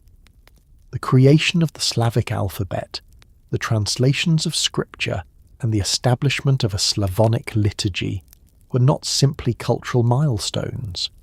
They were acts of profound historical significance, binding the Slavs into the Christian world while preserving their distinct identity. In the work of two brothers from Thessalonica, the Slavs found their written voice, their spiritual heritage, and their place in the unfolding story of medieval Europe. The Christianization of the Slavs had begun in the Balkans and in Great Moravia, but it was in Kievan Rus that the transformation reached a scale and permanence that would define the identity of Eastern Europe for centuries. The rise of Kiev from a frontier trading post to the capital of a vast polity marked not only the political unification of the Eastern Slavs, but also the spiritual anchoring of their civilization in Orthodox Christianity. From this fusion of Varangian leadership, Slavic traditions, and Byzantine religion emerged a culture that would dominate the medieval history of Russia, Ukraine, and Belarus, and profoundly influence the wider Slavic world. The origins of Kievan Rus lay in the river networks that connected the Baltic to the Black Sea. Along these waterways, Norse adventurers, merchants, and warriors, known as Varangians, established routes of trade and tribute in the 9th century. They came seeking furs, slaves, wax, and honey, commodities highly prized in Byzantium and the Islamic world. In return, they brought silver, weapons, and prestige goods. The Norse influence is evident in the very name Rus, likely derived from an Old Norse term for rowers or seafarers. Yet while the ruling elite had Scandinavian origins, the population they governed was overwhelmingly Slavic, and over time the Varangians assimilated into the local culture, marrying into Slavic clans, adopting Slavic speech, and creating a hybrid polity. The consolidation of Rus began with the establishment of Kiev as its centre. According to the primary chronicle, the Varangian prince Oleg seized Kiev in the late 9th century, declaring it the mother of Rus cities. Its location on the Dnieper River made it a natural hub, controlling the lucrative trade route from the Varangians to the Greeks. From Kiev, the princes of Rus could command both northern forests rich in furs and southern steppes leading to Byzantium. The wealth flowing through this corridor provided the resources for military campaigns, fortifications, and the patronage of religion and culture. The early rulers of Kievan Rus were warrior princes, their power rooted in military might and the ability to exact tribute. Oleg and his successors launched raids on Byzantine territory, sailing fleets down the Dnieper and across the Black Sea to attack imperial cities. In 907, Oleg reputedly nailed his shield to the gates of Constantinople, a symbolic gesture of defiance. Treaties followed, regulating trade and establishing diplomatic ties. These documents, some of which survive in the chronicles, show Rus as a recognised political entity, negotiating as an equal with Byzantium. They also reveal the dual nature of Rus, a state at once predatory and commercial, built on both plunder and exchange. Religion in early Rus was still pagan, dominated by the worship of Slavic deities like Perun, the thunder god, and Veles, the lord of cattle and the underworld. Temples and idols stood in Kiev and other cities, and rituals of sacrifice bound communities to their gods. Yet contact with Byzantium introduced new possibilities. Christianity was already present in Rus through merchants, captives, and missionaries. Some rulers, such as Princess Olga in the mid-10th century, converted individually. Olga travelled to Constantinople, where she was baptized, becoming one of the first Rus leaders to embrace Christianity. Her example, however, did not immediately transform her realm. Her son Sviatoslav remained a staunch pagan warrior. The decisive shift would come a generation later under Vladimir. Prince Vladimir, who reigned from 980 to 1015, is remembered as the baptizer of Rus. His reign began in pagan vigour, with the construction of new temples in Kiev and the promotion of traditional Slavic worship. But political calculations soon led him to consider Christianity. Aligning with Byzantium offered strategic advantages: diplomatic recognition, dynastic marriage, and access to the cultural riches of the empire. According to the chronicles, Vladimir sent envoys to examine the religions of neighbouring peoples, Islam among the Volga Bulgars, Judaism among the Khazars, Latin Christianity among the Germans, and Orthodoxy in Byzantium. The envoys reportedly marvelled at the splendour of the liturgy in Hagia Sophia, declaring that they did not know whether they were in heaven or on earth. In 988, Vladimir accepted baptism, marrying the sister of the Byzantine emperor and ordering the Christianization of his realm. The idols of pagan gods were cast down, with Perun's statue famously dragged to the Dnieper and thrown into the river. Mass baptisms were held in Kiev, where the population was summoned to the river to be baptized en masse. Churches were built, clergy invited, and the structures of Orthodox Christianity established. The transformation was rapid in its symbolism but gradual in its practice. Pagan customs persisted, often blended with Christian rituals, but the foundation was laid for Rus as a Christian state. The Christianization of Rus had far-reaching consequences.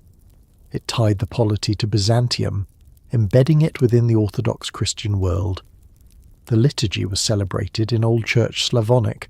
The language developed from the work of Cyril and Methodius, ensuring that the faith was expressed in a Slavic tongue.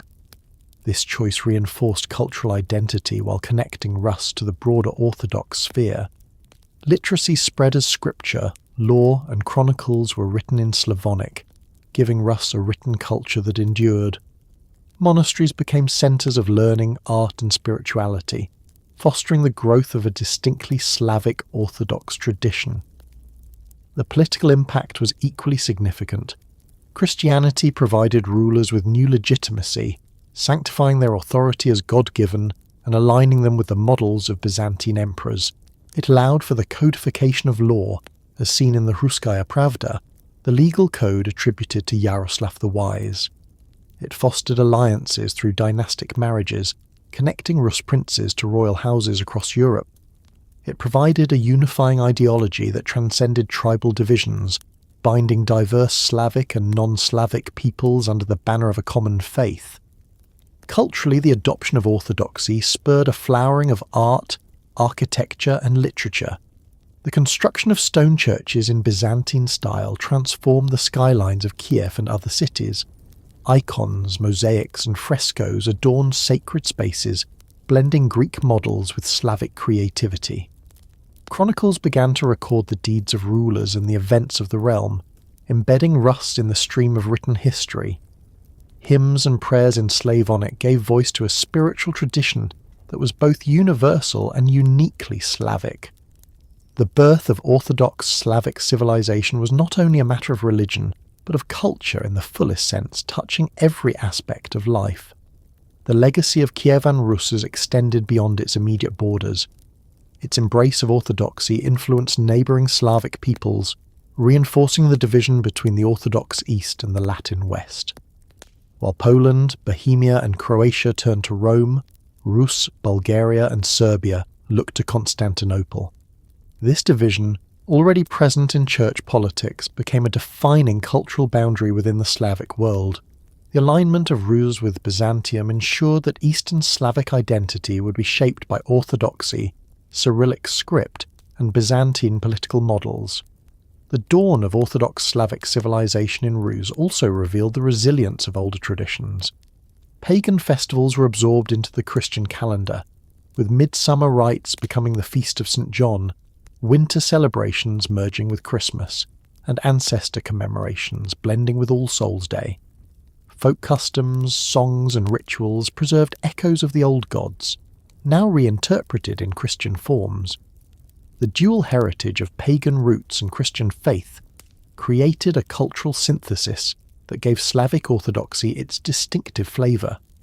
The rulers of Rus after Vladimir built upon his legacy. Yaroslav the Wise, in the early 11th century, strengthened the church, promoted learning and codified laws. Under his reign, Kiev became a vibrant centre of culture, with the magnificent Cathedral of St. Sophia as its crown. The court sponsored chronicles, poetry and scholarship, while monasteries flourished as centres of spiritual and intellectual life. Rus became a respected power, its princes marrying into European dynasties, its culture admired by neighbours. The Orthodox faith provided the glue that held the polity together, even as rivalries among princes threatened unity. Yet the very achievements of Kievan Rus contained seeds of fragility. Its loose federation of principalities, each ruled by members of the ruling dynasty, fostered divisions and conflicts.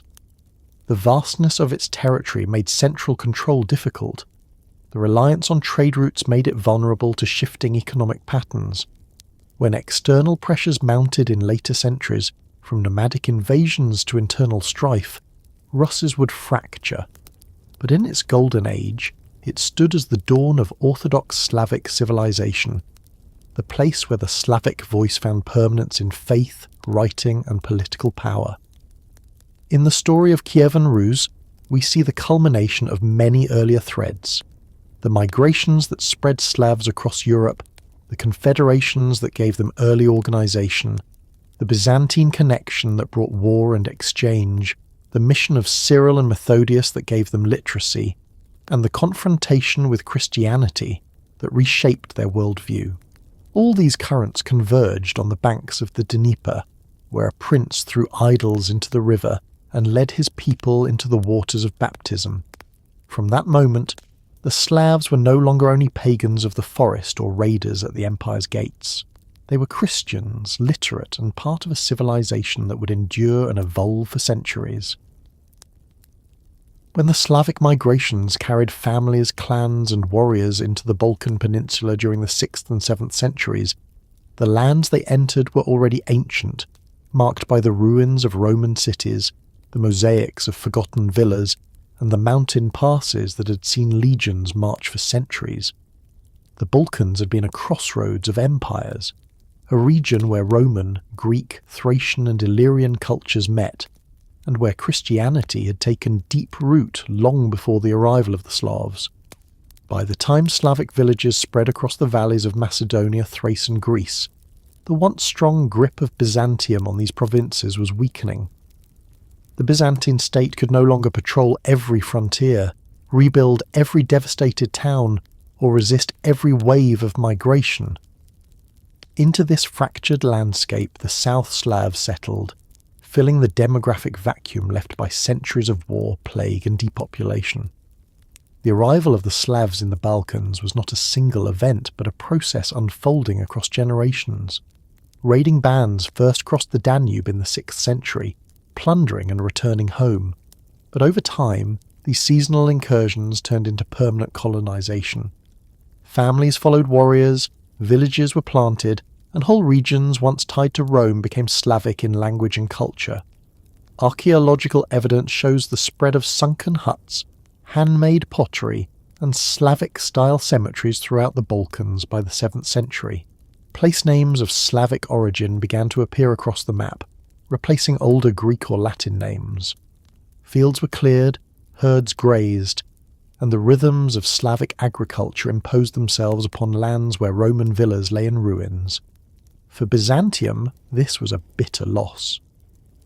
The Balkans had once been a vital heartland of the empire, supplying soldiers, taxes, and trade. Cities like Thessalonica, Philippi, and Athens still stood, but the countryside between them fell increasingly out of imperial control. Byzantine chroniclers lamented the devastation, describing vast stretches of land where imperial authority was absent, and Slavic tribes lived beyond the reach of law. Yet the Slavs were not merely destroyers, they were settlers. While raids caused destruction, settlement brought renewal, as abandoned fields were worked again, riversides were repopulated, and life returned to regions that might otherwise have remained desolate. The South Slavs did not remain a single mass, but divided into distinct groups that would later give rise to the Serbs, Croats, Bulgarians, and other Balkan peoples. Their differentiation was shaped by geography, by contact with neighbours, and by the competing influences of Byzantium and Rome. The Slavs who settled in the Western Balkans, close to the Adriatic and under the shadow of Frankish expansion, came into contact with Latin Christianity and Western political traditions. Those in the Eastern and Southern Balkans, within reach of Constantinople, fell under Byzantine influence and were drawn into the Orthodox sphere. This division, rooted in the geography of empire and church, would shape the destinies of the South Slavs for centuries. Among the earlier South Slavic polities to emerge was the Bulgarian state, founded in the late 7th century by the Bulgars, a Turkic people who migrated into the Balkans and established dominance over local Slavic populations. The Bulgars imposed their rule, but over time they assimilated, adopting the Slavic language and merging with the Slavic majority. The result was a powerful state that blended steppe traditions with Slavic culture and Byzantine religion. Bulgaria became both a rival and a partner to Byzantium, at times waging war against the empire, at other times adopting its religion, art, and administration. When Bulgaria converted to Christianity under Tsar Boris the Well in the 9th century, it aligned firmly with Byzantium, adopting the Slavonic liturgy created by Cyril and Methodius and becoming a cultural centre for the Orthodox Slavic world. The Serbs and Croats followed a different path. Arriving in the Western Balkans in the early medieval period, they settled in lands closer to Rome's old provinces and Frankish power. The Croats, in particular, established ties with the papacy and Latin clergy, adopting Western Christianity and integrating into the Latin cultural sphere. The Serbs, though initially influenced by both East and West, eventually leaned toward Byzantium, especially as imperial missionaries and clergy extended their reach into Serbian lands.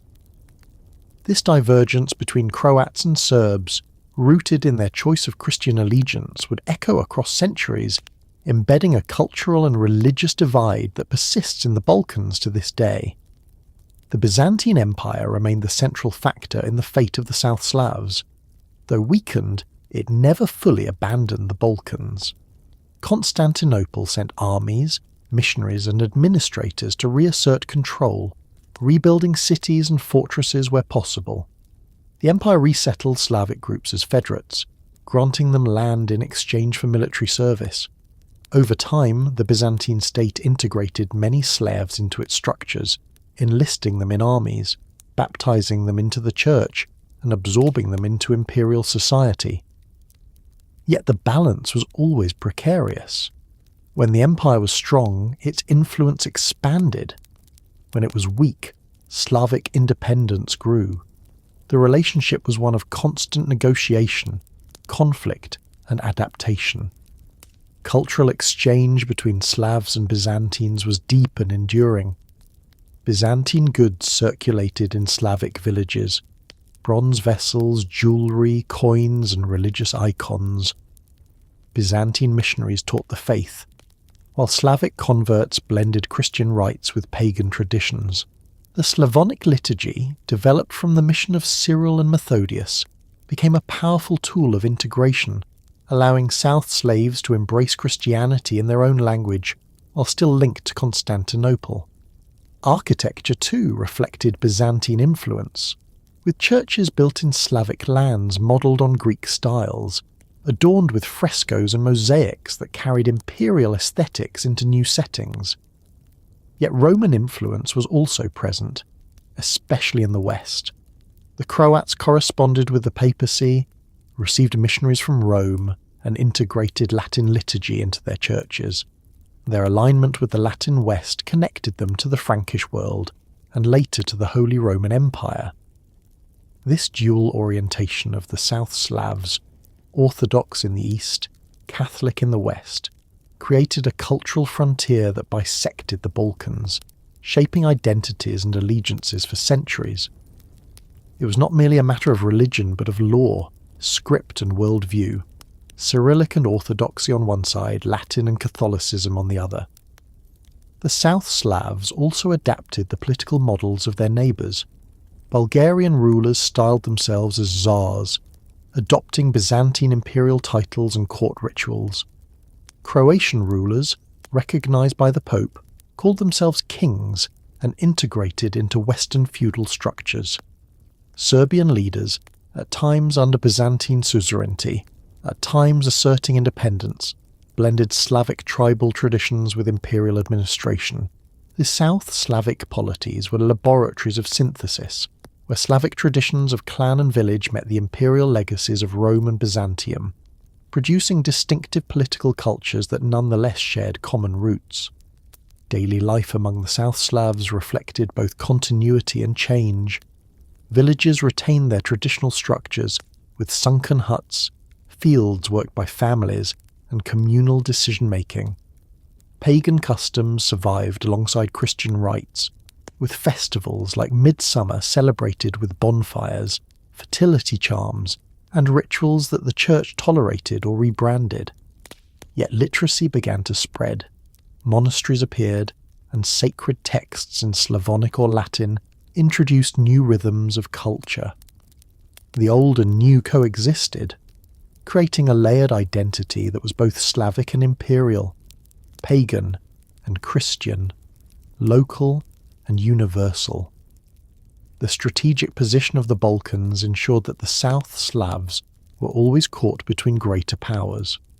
Byzantium sought to dominate from the east, Rome from the west, while steppe nomads and later the Ottoman Turks pressed from the north and south.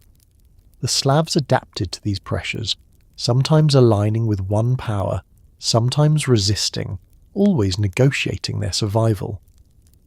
Their ability to absorb influences while preserving their language and traditions ensured their endurance.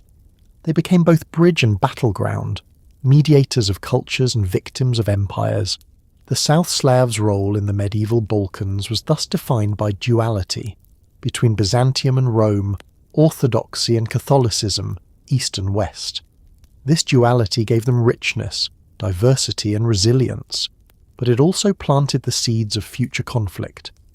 Yet, in their earlier centuries, it allowed them to flourish, to create states, churches, and cultures that were distinctly their own, while still part of the larger currents of medieval Europe.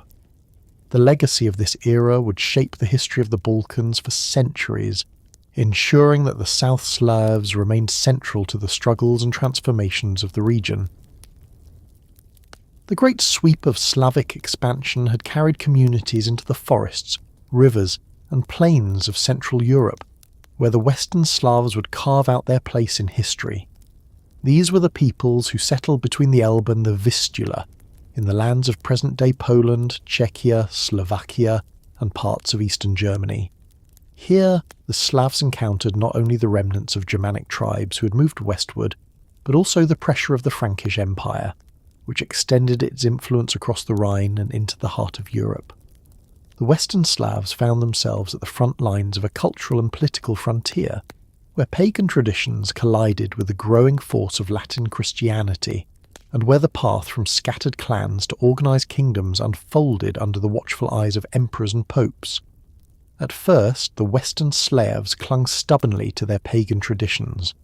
The sacred groves, the wooden idols, the rituals of fire and water remained central to their lives, as did the communal ethos of clan and village. Their gods were honoured with sacrifices of animals, crops, and sometimes humans, their festivals marked with dances, songs, and rites of fertility and death. The temples of Arkona on the island of Rügen and of Szczecin on the Oder became legendary centres of Slavic paganism, with richly decorated shrines, oracles, and priestly elites who guided worship.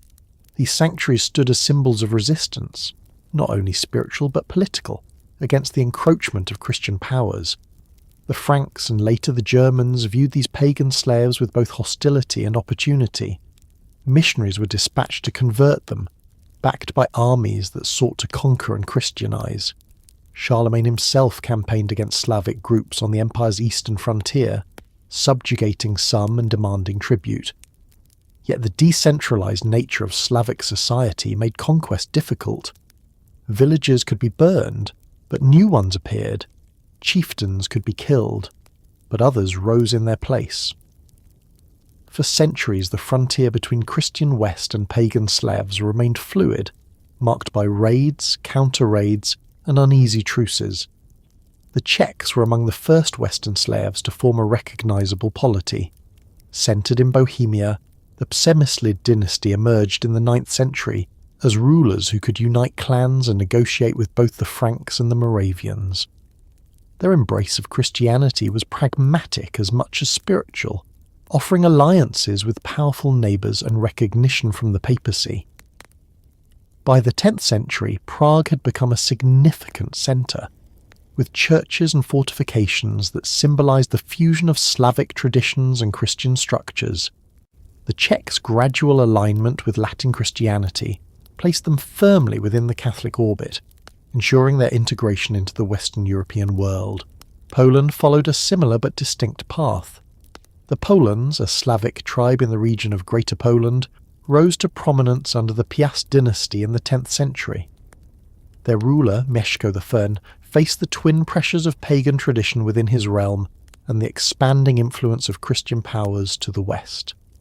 In 966, he accepted baptism, a decision that secured his recognition as a legitimate ruler in the eyes of the papacy and the Holy Roman Empire. The conversion of Poland was both a political calculation and a cultural transformation, binding the Poles to Latin Christianity while preserving their Slavic language and customs. Churches were built, bishops appointed, and the structures of Catholicism laid down. Yet pagan resistance persisted for generations, with uprisings against Christian rulers and continued worship in hidden groves and secret rites. The conversion of the Western Slavs was not smooth or uncontested. Pagan uprisings erupted repeatedly, sometimes destroying churches and killing priests, as communities sought to defend their ancestral gods. The priests of Arkona maintained their temple until the 12th century, when Danish crusaders destroyed it in a final act of Christian triumph. In Poland, the so-called pagan reaction of the 11th century nearly toppled the early Christian state, with villages rising against the church's demands and returning to older forms of worship. These struggles reveal the depth of attachment to pagan traditions and the difficulty of imposing a new faith from above. Yet over time, the structures of Christianity prevailed. The Church offered literacy, law, and connections to the wider European world. It gave rulers legitimacy, allowing them to claim divine sanction and recognition from the Pope. It introduced new forms of culture, from stone architecture to written chronicles, that transformed Slavic society. Paganism, while never forgotten, was increasingly pushed to the margins, preserved in folklore, seasonal festivals, and household rituals rather than in public temples. The Western Slavs became Catholic kingdoms, part of the Latin Christendom that stretched from the Atlantic to the Elbe. The political development of these kingdoms mirrored their religious transformation. The Piasts of Poland built a dynastic state that expanded its territory, integrated diverse tribes, and established Krakow as a major centre. The Przemyslids of Bohemia consolidated power, resisted German encroachment, and secured royal titles from the papacy and empire. The Slovaks, integrated into the Hungarian kingdom after the fall of Great Moravia, became part of a Catholic realm that extended deep into the Carpathians. These states adopted feudal structures, knightly culture, and the institutions of medieval kingship, while still retaining elements of their Slavic heritage in language, law, and custom. The Western Slavs' alignment with Catholicism set them on a different trajectory from their Orthodox cousins in the East and South. Latin became the language of the church and administration, while vernacular Slavic speech continued in daily life. Romanesque and Gothic architecture reshaped cities, with cathedrals rising above Prague, Gniezno, and Krakow. Monasteries introduced new agricultural techniques, preserved learning, and connected local elites to the intellectual currents of the West. The papacy exercised influence, sending legates and demanding obedience, while rulers balanced their autonomy with the need for papal and imperial recognition. Despite the triumph of Catholic Christianity, the memory of pagan resistance lingered. Folktales preserved the names of old gods, festivals retained echoes of fertility rites, and rural communities practiced customs that blended Christian and pre-Christian elements. Bonfires on midsummer nights, charms against evil spirits, and rituals for fertility and harvest survived under Christian names, but carried older meanings. The Western Slavs became Catholic kingdoms, but their culture remained layered, with the old gods never entirely forgotten, hidden beneath the surface of Christian ritual and rural tradition. The transformation of the Western slaves from pagan resistors to Catholic kingdoms illustrates the complexity of medieval Christianization. It was not a simple story of conquest or submission, but a prolonged negotiation between old and new, between the groves of the gods and the altars of Christ. It involved violence and compromise, rebellion and accommodation. In the end, it produced polities that were both Slavic and Catholic, part of the wider European world but distinct in language, identity and memory. By the 11th and 12th centuries, the Western slaves were firmly integrated into Latin Christendom. Their rulers corresponded with popes, joined crusades, and participated in the politics of the Holy Roman Empire. Their cities became centres of trade, culture and religion. Their churches echoed with Latin chants, their chronicles recorded their histories, and their kings wore crowns blessed by Rome. Yet in the villages, in the songs sung at harvest, in the tales told by firelight, the memory of the old gods endured, a reminder of the deep roots from which these Catholic kingdoms had grown. The Western Slavs had entered history first as pagan raiders at the edge of empires, resisting the encroachment of Christian neighbours. By the High Middle Ages they had become part of Christendom, their kingdoms recognised, their rulers crowned, their culture tied to Rome. The journey from resistance to acceptance was long, painful and transformative, shaping not only their political identity but also their cultural soul. Out of this journey emerged Poland, Bohemia, and other states that would endure for centuries, carrying forward the legacy of both pagan roots and Catholic faith. The rise of Kievan Rus and the flowering of Orthodox Slavic civilization gave the Eastern Slavs a cultural and political foundation that seemed solid, but the reality was fragile. The loose federation of principalities depended on trade routes, dynastic balance, and the prestige of Kiev as a centre, but beneath the surface, rivalries simmered. Princes fought one another for supremacy, towns defended their privileges, and nomadic raids from the steppe tested their defences. This internal weakness was exposed in the 13th century, when a storm unlike any they had ever faced descended upon them. The Mongols, horsemen from the distant steppes of Asia, swept across Eurasia with an intensity that shattered kingdoms, empires, and cultures. For the Slavic world, the Mongol invasion was both a catastrophe and a turning point, fragmenting the political unity of Rus and reshaping the trajectory of Eastern Europe for centuries.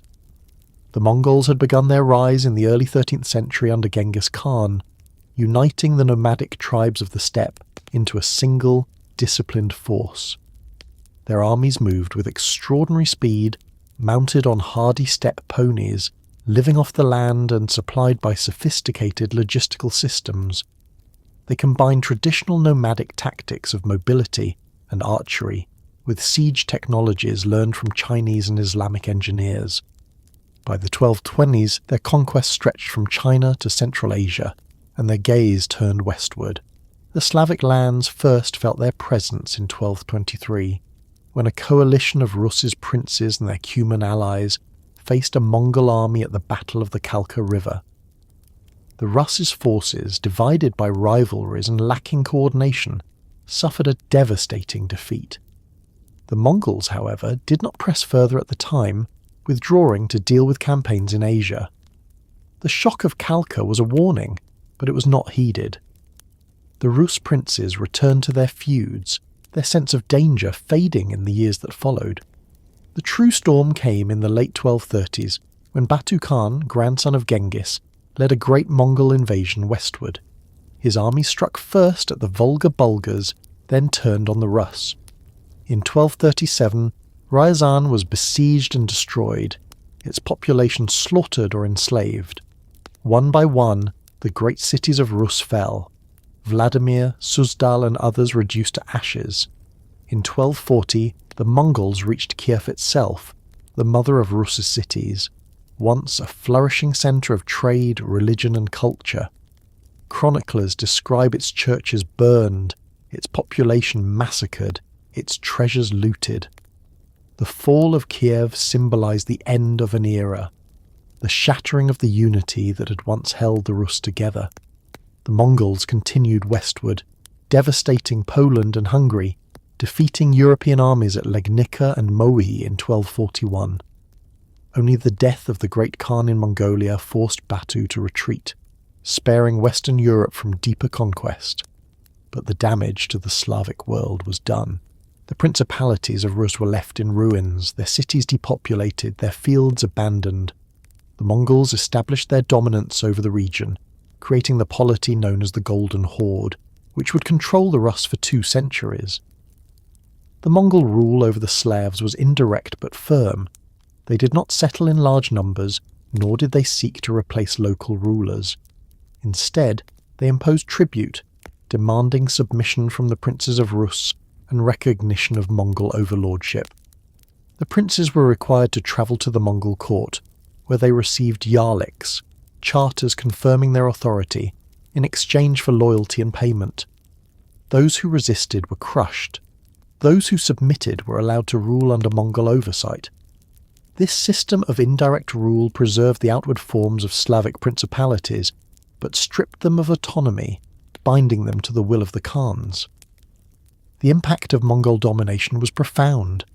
Economically, the tribute burden drained resources, stifling growth and development. Trade routes shifted, weakening Kiev's position and enhancing others. Culturally, the Orthodox Church endured, protected by Mongol tolerance of religion. But it also became a stabilizing force that preserved Slavic identity under foreign domination. Politically, the fragmentation deepened as rival princes competed for Mongol favour, turning to the Khans for legitimacy rather than to each other. The once shared unity of Rus splintered into competing centres: Novgorod in the north, with its merchant republic, Galicia-Volhynia in the southwest, looking to Poland and Hungary, and the rising Principality of Moscow in the northeast, which would eventually turn Mongol servitude into power. The Mongol invasion also reshaped the Slavic world by isolating it from the broader currents of medieval Europe. While Western and Southern Slavs were integrated into Latin Christendom, participating in crusades, Gothic architecture, and scholastic learning, the Eastern Slavs lived under the shadow of the steppe. Their development was slowed, their cities destroyed, their connections to Byzantium weakened just as the empire itself was entering decline. This isolation contributed to the divergence between East and West within the Slavic world, a divide that would deepen in the centuries to come. Yet Mongol rule was not only destructive, it also introduced new systems of administration, taxation, and military organisation. The census, unknown in Rus before, was imposed by Mongol officials to assess tribute. Postal routes, modelled on Mongol relay systems, improved communication. Military service obligations introduced new structures of command.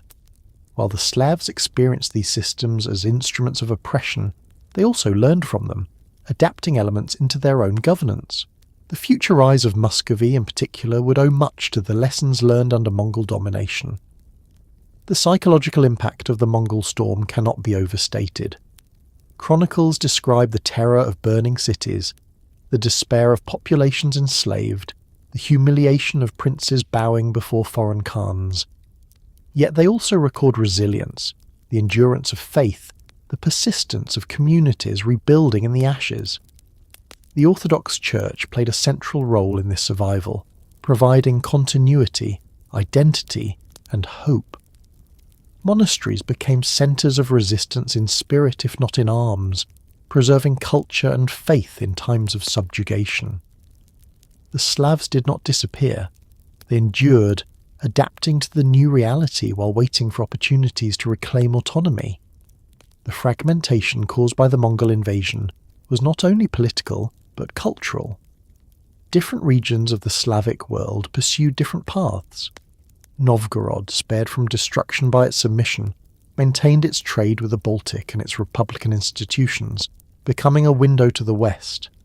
Galicia-Volhynia looked south and west, integrating with Poland, Hungary, and Lithuania.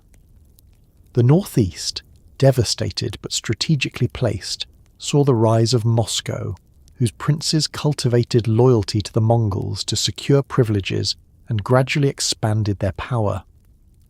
The common heritage of Kievan Rus was broken, replaced by divergent trajectories that would eventually produce distinct nations. The Mongol storm was thus both an ending and a beginning. It ended the unity of Kievan Rus, destroyed its cities, and subjected its people to foreign domination. But it also set the stage for new powers to rise, shaped by the experience of subjugation and survival. The fragmentation of the Slavic world under Mongol rule created the conditions for the emergence of Muscovy, the integration of Western Rus into Poland-Lithuania, and the enduring divide between Orthodox East and Catholic West. The 13th century Mongol invasions are remembered in Slavic history as a catastrophe, a trauma that scarred generations, yet they also reveal the resilience of a people who endured conquest, preserved their faith, and eventually forged new paths from the ruins. The Slavs, who once raided Byzantium and defied empires, now faced a power greater than any they had known. Their response, fragmented, adaptive, and ultimately transformative, defined the course of their history for centuries to come. The centuries of migration, settlement, war, conversion, and state-building carried the Slavs from obscurity on the fringes of the Roman world to a position where they shaped the destiny of half of Europe. What had begun in the quiet clearings of forests and the banks of rivers, where families built sunken huts and honoured their gods with songs and offerings, had become a mosaic of kingdoms, principalities and cultures stretching from the Adriatic to the Baltic, from the Elbe to the Volga. By the end of the Middle Ages, the Slavs were no longer the nameless barbarians described in Byzantine chronicles or the shadowy Venedi of Roman geographers. They had become Poles, Czechs, Russians, Serbs, Croats, Bulgarians, and many others, peoples with names, rulers, churches, and written traditions. Their legacy lay not only in the states they founded, but in the cultural continuity that carried their memory into the modern age. One of the enduring features of Slavic legacy was diversity within unity. The Slavs had spread so widely that their historical trajectories diverged, shaped by geography and the empires around them. The Western Slavs, integrated into the Catholic world, aligned with Rome and the Latin Church. Their kingdoms, Poland, Bohemia, and later others, adopted Latin as the language of learning and law, Gothic architecture in their cathedrals, and feudal institutions modelled on their Western neighbours. Their identity as Slavs endured in language and custom, but their place in Europe was firmly within Latin Christendom. The Eastern Slavs followed a different path. Under the shadow of Byzantium, they embraced orthodoxy, Cyrillic script, and a spiritual culture infused with Byzantine art, law, and liturgy. Kievan Rus became the cradle of this tradition, and even under the devastation of the Mongol invasions, the Orthodox Church preserved continuity. When Moscow rose from the ashes, it carried forward this legacy, claiming to be the heir of both Rus and Byzantium, the third Rome that would preserve orthodoxy after Constantinople's fall. The Eastern Slavs' identity became tied to orthodoxy as deeply as the Western Slavs to Catholicism, producing a civilizational divide that remains visible in Europe's cultural map. The South Slavs, settled in the Balkans, were caught between these two worlds and shaped by both. Bulgarians and Serbs fell within the Orthodox orbit, adopting the Slavonic liturgy and Byzantine cultural forms, while Croats aligned with Rome and Latin Christianity. This division, reinforced by geography and politics, created a frontier of identity that stretched across the Balkans, where Catholic and Orthodox traditions coexisted, clashed, and intertwined. It was a frontier that would leave lasting marks, feeding rivalries and alliances, and shaping the cultural texture of southeastern Europe. This tripartite division, Catholic West, Orthodox East, and the mixed South, was one of the most important legacies of medieval Slavic history. It gave the Slavic peoples distinct cultural profiles, aligning them with different halves of Europe, yet all remained linked by language, shared customs, and the memory of common origins. In this way, the Slavic world became a bridge between civilizations, mediating influences between East and West, absorbing invasions from the steppe, and producing unique syntheses of culture and identity. The legacy of the Slavs also lay in their languages and scripts. The work of Cyril and Methodius, and the subsequent development of the Cyrillic alphabet, ensured that Slavic speech became a vehicle of literacy, scripture, and statecraft. Old Church Slavonic functioned as a sacred and literary language, uniting Orthodox Slavs in worship and writing. Meanwhile, the Western Slavs adopted Latin script, producing chronicles, laws, and literature in both Latin and vernacular. This divergence in script reinforced the cultural divide, but it also testified to the adaptability of the Slavs, who preserved their languages in written form, ensuring continuity across centuries. Memory of the pagan past persisted alongside Christian identity. Festivals tied to the cycles of agriculture and nature continued under Christian names, carrying echoes of ancient rituals. Folklore preserved the figures of spirits, gods, and mythical beings that had once been worshipped openly. The domovoi, the rusalki, and the thunder god Perun lived on in stories told at firesides, transformed but not erased. This layering of pagan memory under Christian ritual created a cultural richness, giving Slavic traditions depth and resilience. The continuity of folklore across centuries ensured that even as kingdoms rose and fell, the Slavic peoples carried with them a sense of their ancient roots. In the political realm, the medieval experiences of fragmentation, subjugation, and resilience shaped modern national identities. The memory of Great Moravia lived on among Czechs and Slovaks as a symbol of early unity and culture. The baptism of Poland under Mieszko I became a foundational myth for the Polish nation, tying its identity to Catholicism. The baptism of Rus under Vladimir became the central narrative for Russians, Ukrainians, and Belarusians, linking their origins to both Kiev and Byzantium. The medieval Serbian kingdom, with its monasteries and epic poetry, became the heart of Serbian identity. Bulgaria's medieval empire, with its cultural and religious achievements, remained a source of national pride.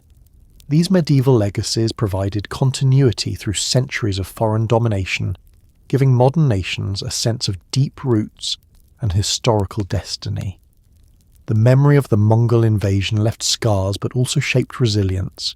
The Eastern Slavs remembered the destruction of Kiev and the centuries of tribute to the Golden Horde as a trauma that tested their endurance.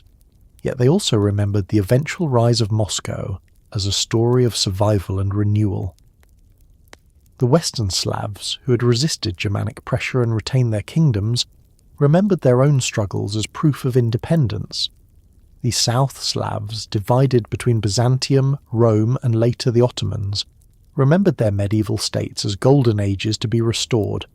In all these cases, medieval memory provided both wounds and inspiration, shaping the ways in which modern nations understood their past. The continuity of the Slavic story into modern memory is visible not only in states and churches, but also in the everyday practices of culture. Songs, dances, embroidery, and tales, passed down through generations, preserve echoes of medieval life. Place names rooted in Slavic speech mark the landscape, reminders of settlement patterns centuries old. The persistence of village structures, communal traditions, and local identities carries forward the legacy of early Slavic life. Even as industrialization, modern states, and globalization transformed Europe, these cultural continuities kept alive the sense of being Slavic, connected to ancestors who once cleared forests and sang to the spirits of rivers. Modern memory of the medieval Slavs has often been shaped by nationalism. In the 19th century, as nations sought to define themselves, the medieval past was mined for symbols and heroes. Chronicles were reinterpreted, epic poems revived, and medieval rulers elevated as founders of nations. The Slavist congresses of the 19th century invoked the memory of shared origins to argue for unity against foreign domination. Folklore was collected and celebrated as the authentic voice of the people, a continuity with a distant past. Medieval Slavic history became not only a scholarly subject but a political tool, shaping identities in modern Europe. The legacy of the Slavs in medieval Europe is thus not confined to the past. It lives in the present, in the names of nations, the divisions of churches, the alphabets of languages, and the songs of villages. It lives in the memories of conquest and resilience, in the pride of kingdoms built and lost, in the continuity of faith and culture across centuries. From the pagan groves to the cathedrals, from the wooden huts to the stone fortresses, from the raids on Byzantium to the baptism in rivers, the story of the Slavs has been carried forward, reshaped and remembered. In the great tapestry of Europe, the Slavs occupy a vast and vital place. Their diversity mirrors the continent's complexity, their endurance reflects its turbulence, and their memory embodies its continuity. From medieval times to the modern era, the Slavs have been both bridge and boundary, heirs of ancient forests and builders of nations. Their legacy is not one of a single empire or a single tradition, but of many paths, woven together by language, culture, and memory. The Slavs entered history as nameless peoples at the margins. They remain today as nations with histories, cultures, and identities that trace their roots to those medieval centuries.